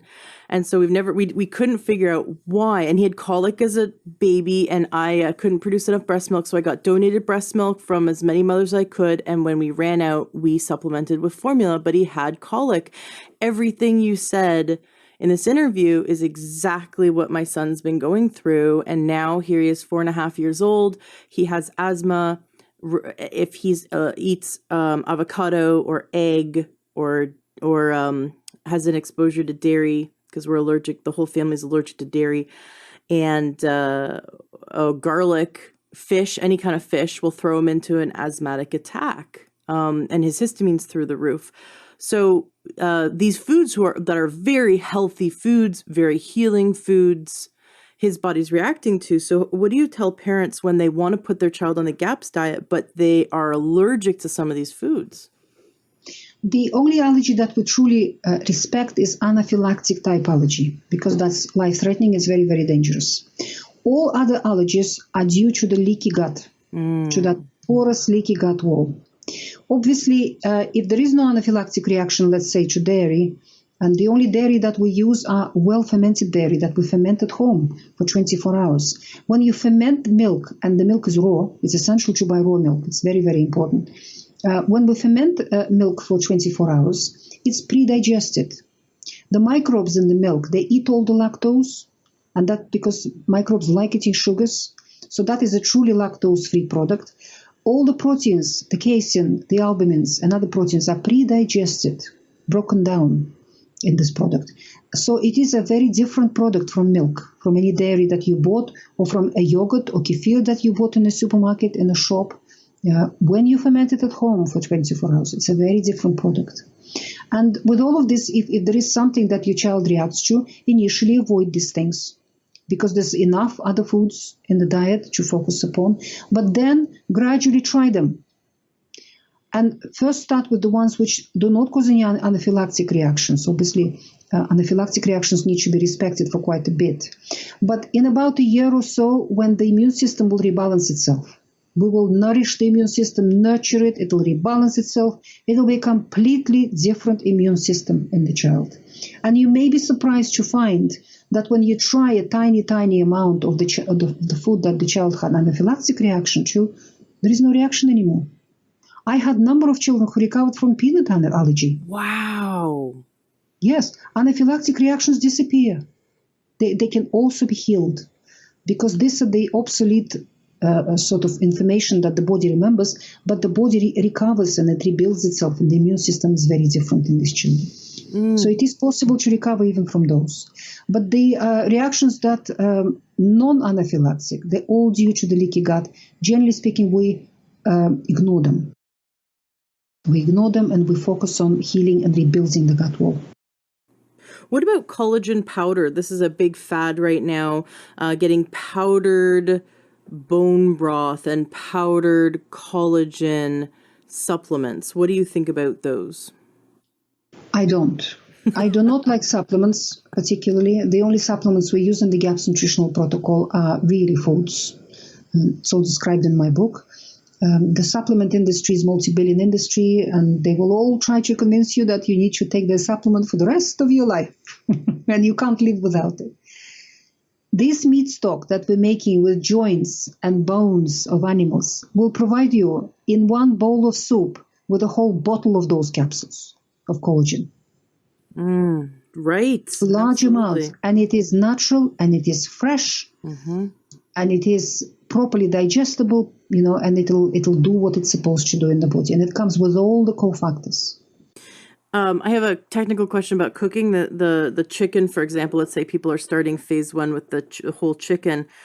instead of slowly simmering it on the stove for several hours, what about using the instant pot, the electric pressure cooker? No, I don't recommend You that. don't recommend that. So you recommend just traditional, Yeah. the old way. We got to do it the way Grandma taught us. Exactly. It's 2 hours for a chicken. It's 2 hours. It's not that long. You just put a whole chicken. It's best to get also the neck, the head, the feet of the chicken. That would be wonderful. The giblets would be great to put in there. A whole chicken. Add about 3 liters of water to it, some salt, and simmer it for a couple of hours until the chicken is soft. You can eat that chicken. It's delicious. And the stock will be clear, absolutely delicious. Every child loves it once they've tasted it. And you don't add any seasonings when you start. It's just the chicken. Just the salt, just the chicken and the salt. And the salt needs to be natural. Himalayan crystal salt or Celtic salt, natural unprocessed salt, which has all the minerals in it. Nothing's been taken out of that salt. Yeah, completely natural. You can add some vegetables to it at the beginning if you want to. You can add a whole onion. You can add a carrot to it if you want to make that stock richer. Some people do that. Have you seen people heal things like diabetes, heart disease, or issues of the gut like small intestinal bacterial overgrowth or candida with this diet? Absolutely. All of that. I have written a book called Put Your Heart in Your Mouth, What Really Causes Heart Disease, where I explain what causes heart disease, because it's not cholesterol and not animal fats that cause heart disease. That is all based on a faulty hypothesis, which has been proposed in 1953, and since then it was proven to be completely wrong by solid, honest science. Problem is that while the science was working on this hypothesis, a very powerful and very wealthy commercial and political machine grew based on this hypothesis, and it doesn't allow it to die. It's the machine that educates all the public. So in that book, I explain the role of cholesterol, the role of the fats in the body. Cholesterol is something that we cannot live without. It's one of the most essential molecules for every tissue, every cell in the human body, particularly for the brain, particularly for our hormonal system, for our adrenals, and for our immune system. It's an absolutely essential molecule. That is why human body has wonderful abilities to manufacture its own cholesterol. The headquarters of this is in the liver. The liver has a factory in it which manufactures cholesterol, and it is the liver that maintains the level of cholesterol in the blood of the person. And the liver works in connection with every cell, every tissue in the body. No healing, for example, can happen in the human body without involvement of large amounts of cholesterol and fats. Saturated fats in particular, because they give stability to the cells of the human body, to the cell membrane in particular. About 40% of our brain tissue is cholesterol. The other 40% is saturated fat. These are structural elements of the human body. So when there is any damage in the human body, maybe you had an operation, or you've been to the dentist, or you've hurt yourself, you had a trauma, something happened to you, healing has to happen, or you just went through a stressful period of time. Stress causes a lot of damage in our tissues in the human body. No healing or repair can happen in the body without large amounts of cholesterol and animal fats and proper fats. So any damaged tissue in the body sends a signal to the liver saying, I need cholesterol, I need fats. So the liver starts that factory inside itself, manufactures cholesterol, manufactures triglycerides, these fats, packages them appropriately because these are fat-soluble things. Our blood is water-based. You can't put fat-soluble things into the water without packaging them appropriately. So cholesterol is packaged into LDLs, low-density lipoproteins, and fats are packaged also into other shuttles. And these shuttles deliver these vital substances to the place of damage to heal it. That's the healing. This is the most healing substances in the world. And what do our doctors test? They test for these things in the blood and say, oh, they're high, or whatever. There are no really high or low standards of cholesterol. Whatever level of cholesterol is in your blood is the right level for you at that moment, depending on what your body is doing. Because your body might be healing something, your body might be under stress. Every stress hormones in the body is made from cholesterol. So when we're under stress, stress hormones are required to deal with that stress. your adrenals will send a signal to the liver, I need cholesterol. The liver will get into gear, produce it, package it, put it in the blood. Your blood will be delivering that cholesterol to adrenals, and they'll be converting it into stress hormones for you to cope with the stressful situation. So your blood cholesterol will be high. If you interfere with that, you will not be able to cope with stress. You will have a breakdown without these hormones. And many people finish up in that situation. There is no way of reducing blood cholesterol through diet. That's been proven in hundreds of studies. No way. The diet has, you can eat no cholesterol, no fat at all. Your liver will just have to work harder to manufacture more. You're not providing any help to your body at all. And the only way to reduce blood cholesterol is to break that factory in the liver. And that's what anti-cholesterol pills do. That's what they designed to do, to break that factory in your liver so it cannot produce cholesterol. That is why these drugs cause so many serious side effects. The major part of our Alzheimer's epidemic is due to statins, to cholesterol pills. The hospital infection problem is due to statins because the immune system cannot function without large amounts of cholesterol. It cannot. And what do our hospitals do? Every person over 40, as soon as they arrive to the hospital, they put on a statin. That's a routine prescription. They don't even measure blood cholesterol anymore. They just put people on statins straight away. And that impairs their immune function. They're unable to fight any infections. So people get infections. In the hospitals, you get hospital infections as a result. There are many, our memory loss is due to ubiquitous prescription of these medications. So please read that book to understand what fat and cholesterol do. GAPS diet is very rich in cholesterol and in animal fats. Because when we analyze human fat, about 50% of your dry weight is fat. The other 50% of your dry weight is protein in the human body, about 70% water. So we talk about the dry weight. So fat is a structural element of the human body. 50% of you is made out of it. So fats are not optional for humans. And when we analyze human fat in the laboratory, we find that in its biochemical structure, it's very similar to fats in lamb, beef, pork, goose, duck, butter. Plants have lots of fats in them, but their biochemical structure is very different. It's inappropriate for our fats, for building our fats in our human's body. They're polyunsaturated. We need a little bit of polyunsaturated fats for the human body, omega fats, omega-3, 6, 7, 9, and so on. But we need them in tiny, tiny amounts. So when you eat enough, if you eat a fresh salad or you eat a handful of fresh nuts or oily seeds, you'll get enough of that. You don't need much of that. The bulk of fat consumption has to come from animal foods, from animal fats for the human body, because these are the only fats that are appropriate for our human physiology. They are structural and they are functional for us as well. That is why GAPS nutritional protocol, GAPS diet is rich in animal fats. The same with protein. When we look at the protein in the human body and analyze it in the laboratory, we find that in its biochemical composition, it's very similar to proteins in meat, fish, eggs, and dairy. Plants are full of proteins. The most famous one is gluten. And the more we research gluten, the more we realize nobody can digest it. No human being on this planet can digest gluten. It damages everybody. It's just people don't connect their piece of beloved bread with their arthritis or their migraines or their, skin rash or whatever, psoriasis or whatever. People don't want to connect because bread is addictive. And this is just one protein that we've researched well. There are many, many other proteins in plants, and all of them are indigestible for the human digestive system. This biochemical structure is very difficult for us to digest. And amino acid composition in these proteins inappropriate for building our protein, our human protein. So certain amino acids are in excess, other amino acids are in deficit. And that leads us to another subject here on vegetarianism. We live in a world of nutritional propaganda, and the latest fashion and propaganda promoted by all the governments in the West is that we all should become vegetarian and even vegan.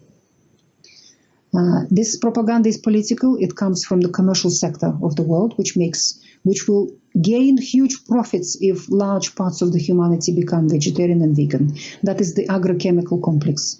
And that's where the propaganda originates for this sort of thing. Plants are indigestible for the human digestive system. They do not feed us. They are largely cleansers. The foods that feed the human body are animal foods: meat, fish, eggs, and dairy. And we discussed the protein and the fats in them, that only animal protein and only animal fat are appropriate for building our fat and our protein, the very structure, the physical structure of the human body. But there's another aspect to it, and that is the way the human digestive system has been designed. The scientific fact is that the only thing on our planet that can digest plants, that can truly digest plants, the only things are microbes. And this is the fact that Mother Nature used in designing the digestive system of herbivorous animals: cows, goats, sheep, antelope, deer, giraffe, and so on. In order for these animals to digest the plants that they live on, it gave them a very special digestive system called rumen. A cow, the big belly of a cow, large part of it is rumen. It's a huge 4-chamber stomach. 4 stomachs, really. And these 4 stomachs are full of microbes. The bulk of her gut flora lives in that rumen. And it's these microbes which digest the grass for her. The cow herself is unable to digest grass. It's the microbes that do the work for her. And then once they've digested all that grass, it's passed into the intestines where the bulk of absorption happens. That's where all these digested elements then absorb. We human beings do not have a rumen. We have a small stomach which produces hydrochloric acid, pepsin, and some other things. And the only foods that these stomach juices are able to digest are meat, fish, eggs, and dairy. That's a simple chemical fact. And if a human stomach is healthy, it has virtually no microbes in it. The microbial population there is very, very sparse because hydrochloric acid just kills them. Mm-hmm. It creates a very, very hostile environment for any kind of microbe to survive in there. Because in a healthy stomach, in a healthy person, when we're hungry, the pH can be below 1. It's extremely acidic. It will kill any kind of microbe. Without microbes, we can't digest plants. So the only things that truly digest in a human stomach are meat, fish, eggs, and dairy. Plants just sit there waiting for their turn. Not much digestion happens in plants. And then the whole thing gets passed into the several meters of intestines where absorption of food happens. And the only things that can be absorbed are the ones that got properly digested higher up in the stomach. And that is meat, fish, eggs, and dairy. So in order to feed the human body, the physical structure of our bodies, we need animal foods. The plants go through that whole intestines. They contribute some vitamins, they contribute some minerals, they contribute some phytonutrients, but they cannot contribute the bulk for building our physical structure, the protein and the fat. They cannot contribute those because they're indigestible and they're inappropriate for our physiology. And then the plants land in our bowel at the end of our digestive system, which is the equivalent of the rumen in the cow. That's where the bulk of our gut flora lives, and these microbes then digest the plant matter, break it down a little bit, give us some support. But the difference between us and the cow is that her rumen is at the beginning of her digestive system, where the grass is properly digested before it's passed into the absorptive part of the digestive tract. In us human beings, our rumen is at the end of our digestive system. It's too late now. The bulk of absorption already happened higher up.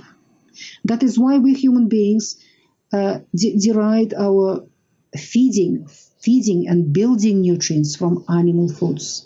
So what do we eat plants for then? Plants are powerful cleansers, particularly when we eat them raw. They cannot build the human body to any degree, but they keep it clean on the inside. They have antioxidants, phenols, salicylates, phytonutrients, all kinds of things in there, which absorb and which keep us clean on the inside. That is why we eat plants.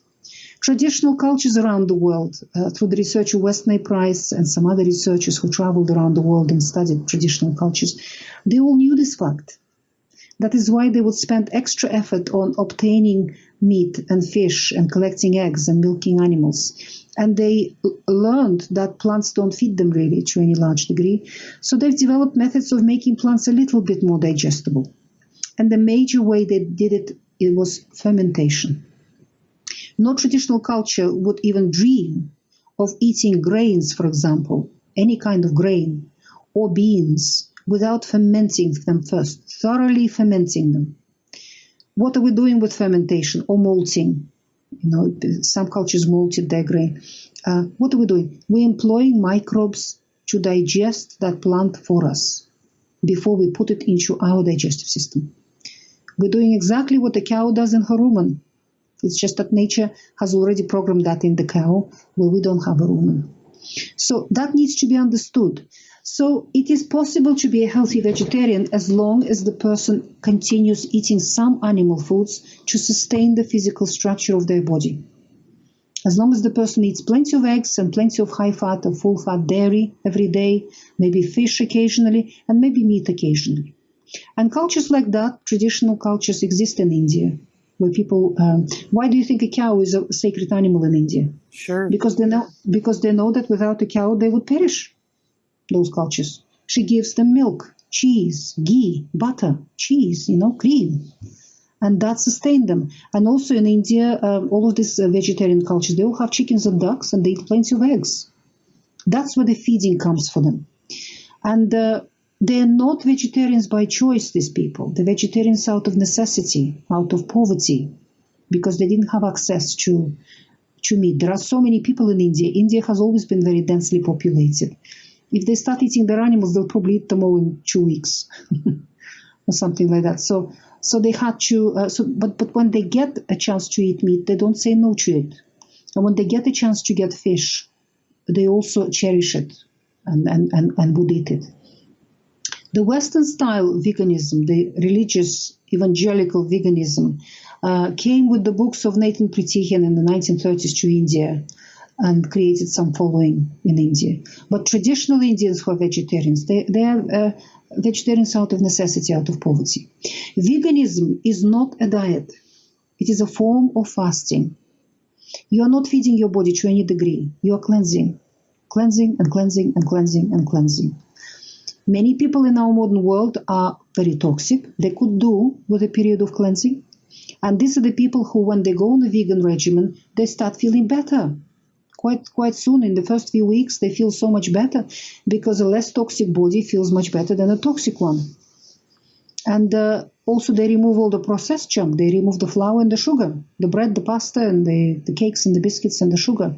And any person who removes that feels better immediately. Not because of what they're eating, but because of what they're not eating anymore. They feel better. And this is the time when they usually write the evangelical books and trying to convince everybody to become a vegan. But at a certain point, the body will finish cleansing and it will become hungry. It will give you a signal, I finished cleansing now, feed me. And the way the body will give that signal is by giving you a desire for a piece of meat, for a roasted chicken, for a pot of cream, for a piece of cheese, or something else like that. Problem is, many vegans in our modern world follow this regimen for emotional reasons, political reasons, religious, ethical reasons, and so on. They don't listen to their body. They override that signal. They force their body to continue cleansing when the body really needs feeding. And that is when the body has no choice but to start cannibalizing less important tissues to feed more important tissues, such as muscle. That's when they start losing muscle, these people. Because the body breaks down muscle to feed the heart, the liver, the lungs, the digestive system, the brain, the more important organs than the muscle. And the person eventually develops a chronic degenerative disease if the person pushes themselves long enough into veganism. So veganism can be used as a cleansing fast, as a fasting procedure, but it must never be used as a long-term lifestyle. We need animal foods, the human beings. I had many anorexic girls in my clinic and some anorexic boys as well. And what I discovered very quickly that more than 90% of these kids became anorexic because of misguided veganism and vegetarianism. Misguided vegetarianism has become a major cause of mental illness amongst our young people. Many youngsters destroy themselves through this propaganda, through this idea. And that spurred me into researching this subject thoroughly. And very quickly I've discovered that there are no scientific studies we can really trust in this area. All of them have been conducted by pro-vegan, pro-vegetarian lobby. They're manipulated, and the data has been specially analyzed. None of them can be trusted. They're completely untrustworthy, all of these studies, particularly the China study. The China study has been criticized very heavily already by many people. There are books written about it. Do not trust it. It's a lie upon lie upon lie. And once I've discovered that, I had no choice but to go to basic sciences of biochemistry, of human physiology, of zoology, of animal physiology, anatomy, and clinical experience, my own clinical experience and clinical experience of other doctors. And based on all that research, I have written a book called Vegetarianism Explained. It came out in 2017. So for all those people who are really interested in this subject, please read that book. It will explain to you all the ins and outs of it, so that you don't get into trouble. It is easy to destroy your health, and it's not so easy to rebuild it. I know many recovering vegans, and it takes many, many years to get even halfway to healing and rebuilding your body after several years of veganism. I've recently finished reading a book called The Metabolic Typing Diet, and in the beginning of the book, this doctor shares a story of his mentor, who has since passed, was a dentist back in the 50s. And yes, Donald Kelly. Yeah, right. I've read that. He had a large pancreatic tumor that was sticking out of his gut. Everyone could see it. And the doctor said, go home and, get ready to die. And his mom said, no, you are going to eat vegan. Well, they didn't have a word for it back then. You're going to eat fruits and vegetables and nuts and seeds and grains, and that's it. We're going to get you on a vegan diet.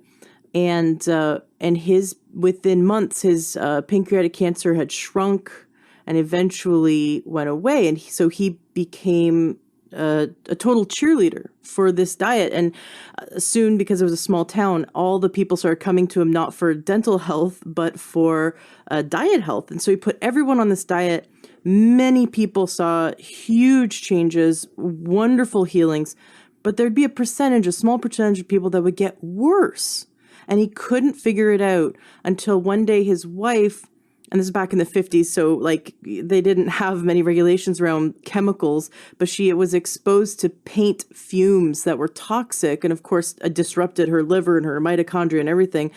And she was bedridden and almost comatose. She was within days of dying, basically. Her body had shut down. And he tried giving her vegetables and fruit and nuts, and he was trying to basically put her on the diet that healed her cancer. And she got even worse and practically fell into a coma. And so he did the last thing he could possibly think of. What's the last thing I haven't fed my wife is meat. And he boiled some beef and started feeding her little spoonfuls.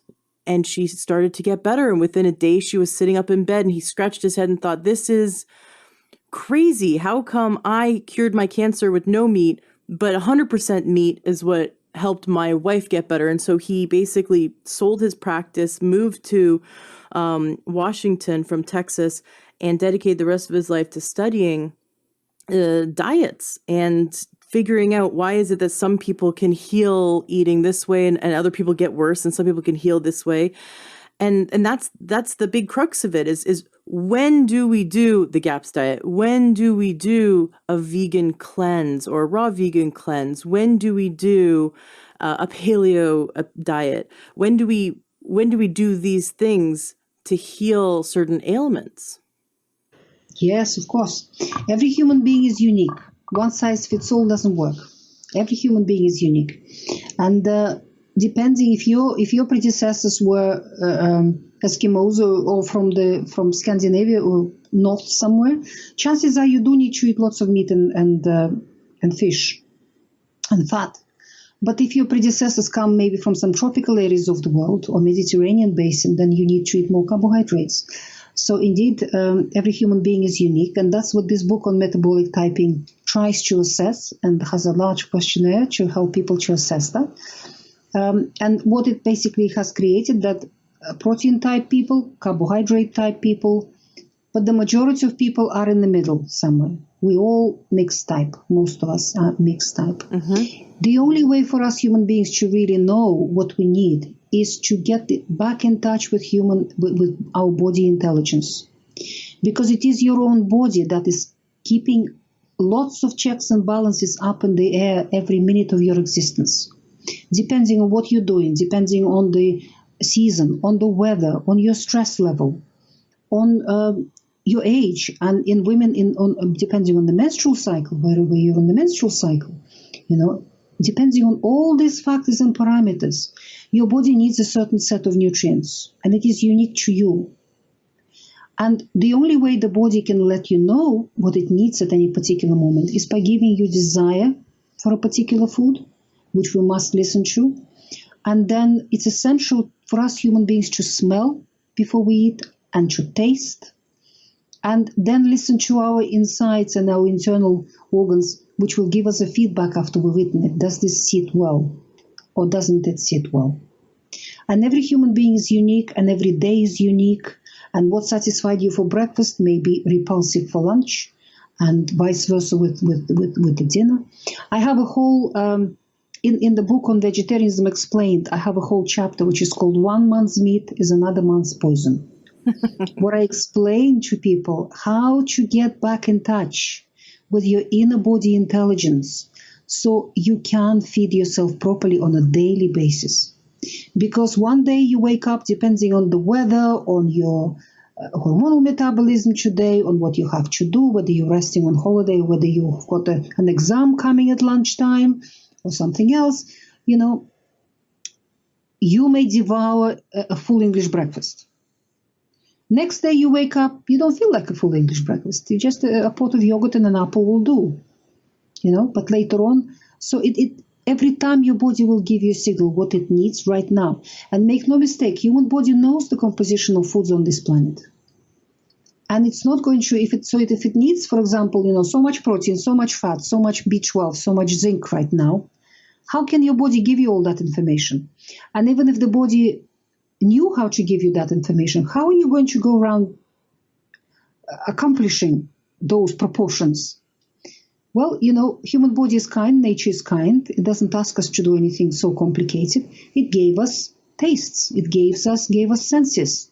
The sense of desire for a particular food at a particular moment. So whenever you have a moment to eat and you feel a bit hungry, ask yourself a simple question. What would I kill for right now? The answer will pop into your head immediately. And that food will smell divine, taste divine, and it will satisfy you. That after eating that food, you will not be looking for anything else, not snacking, not kind of still feeling unsatisfied. You can forget about the food for a while and go and do something else. But if you feed yourself according to some book or some guru or something else, then you are likely to be going against your own body and what your body needs at that moment. And as I say, your needs change every hour, every minute. All the time, it's very, very unique. So no clever doctor and no laboratory and no clever book can ever design what you need to have for breakfast, what you need to have for lunch, what you need to have for dinner, what you need to have in between. Or whether you should have dinner at all, or whether you should have lunch at all or not. Only your body knows that. And you need to get back in touch with it. Listen to it, respect it, and do what it asks you to do, and then you'll be fine. And I explained that in that article. Please read that article. I'll make sure that is linked in the show notes. You brought up when to eat and sometimes not to eat.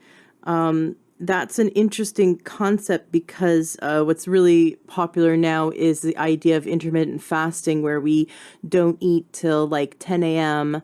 Your book, I believe, says to not eat breakfast till 9:30. That can be very healthy for some people. What about people that wake up first thing in the morning, ravished with hunger, or maybe they have diabetes and they want to eat earlier? Should they listen to their body, or should they try to extend that fasting window to 9:30 or 10?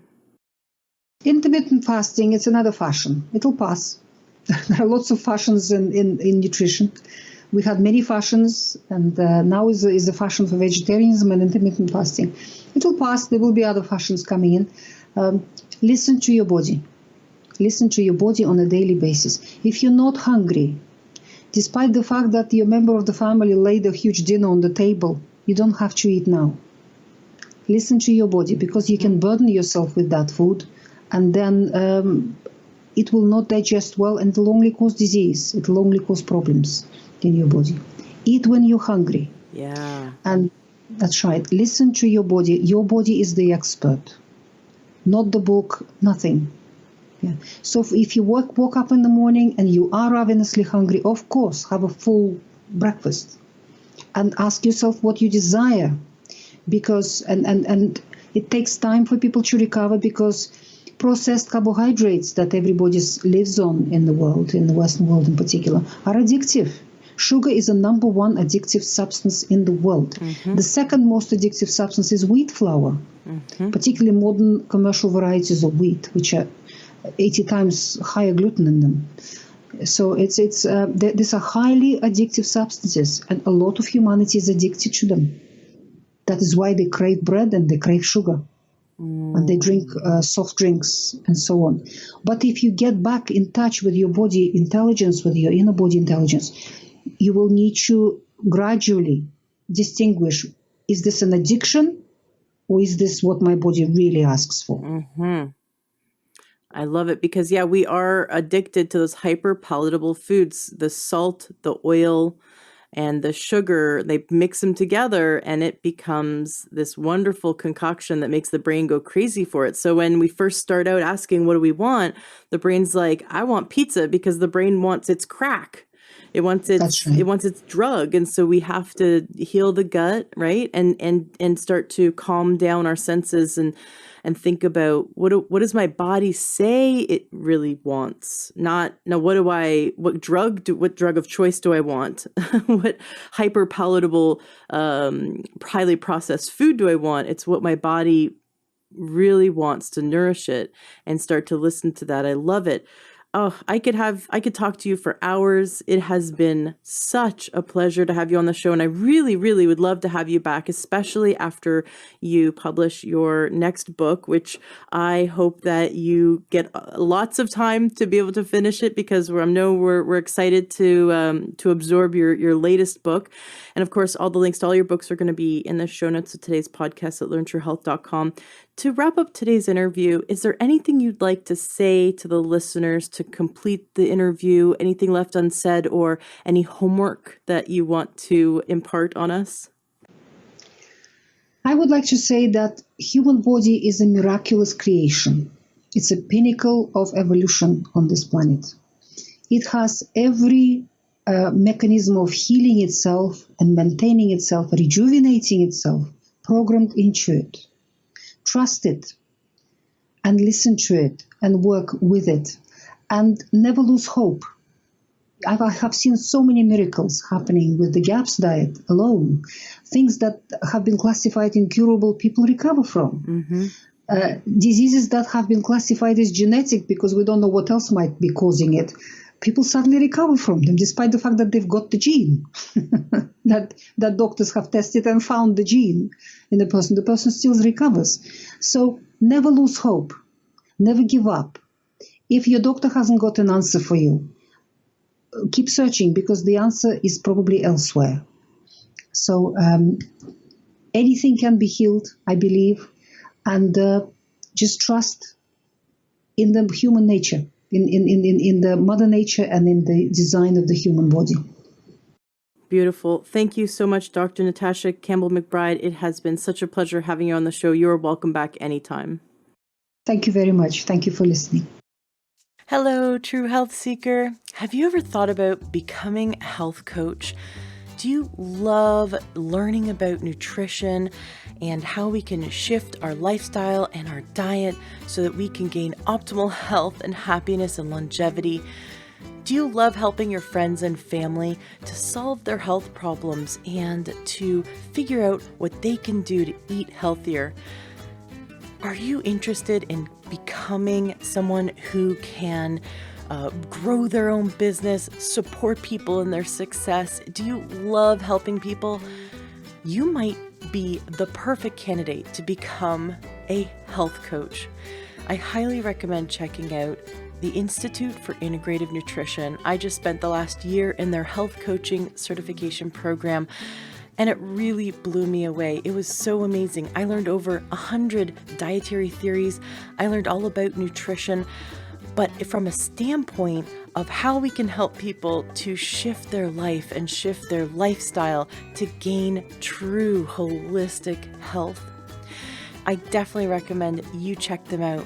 You can Google Institute for Integrative Nutrition or IIN and give them a call, or you can go to learntruehealth.com/coach and you can receive a free module of their training to check it out and see if it's something that you'd be interested in. Be sure to mention my name, Ashley James, and the Learn True Health podcast, because I made a deal with them that they will give you the best price possible. I highly recommend checking it out. It really changed my life to be in their program, and I'm such a big advocate that I wanted to spread this information.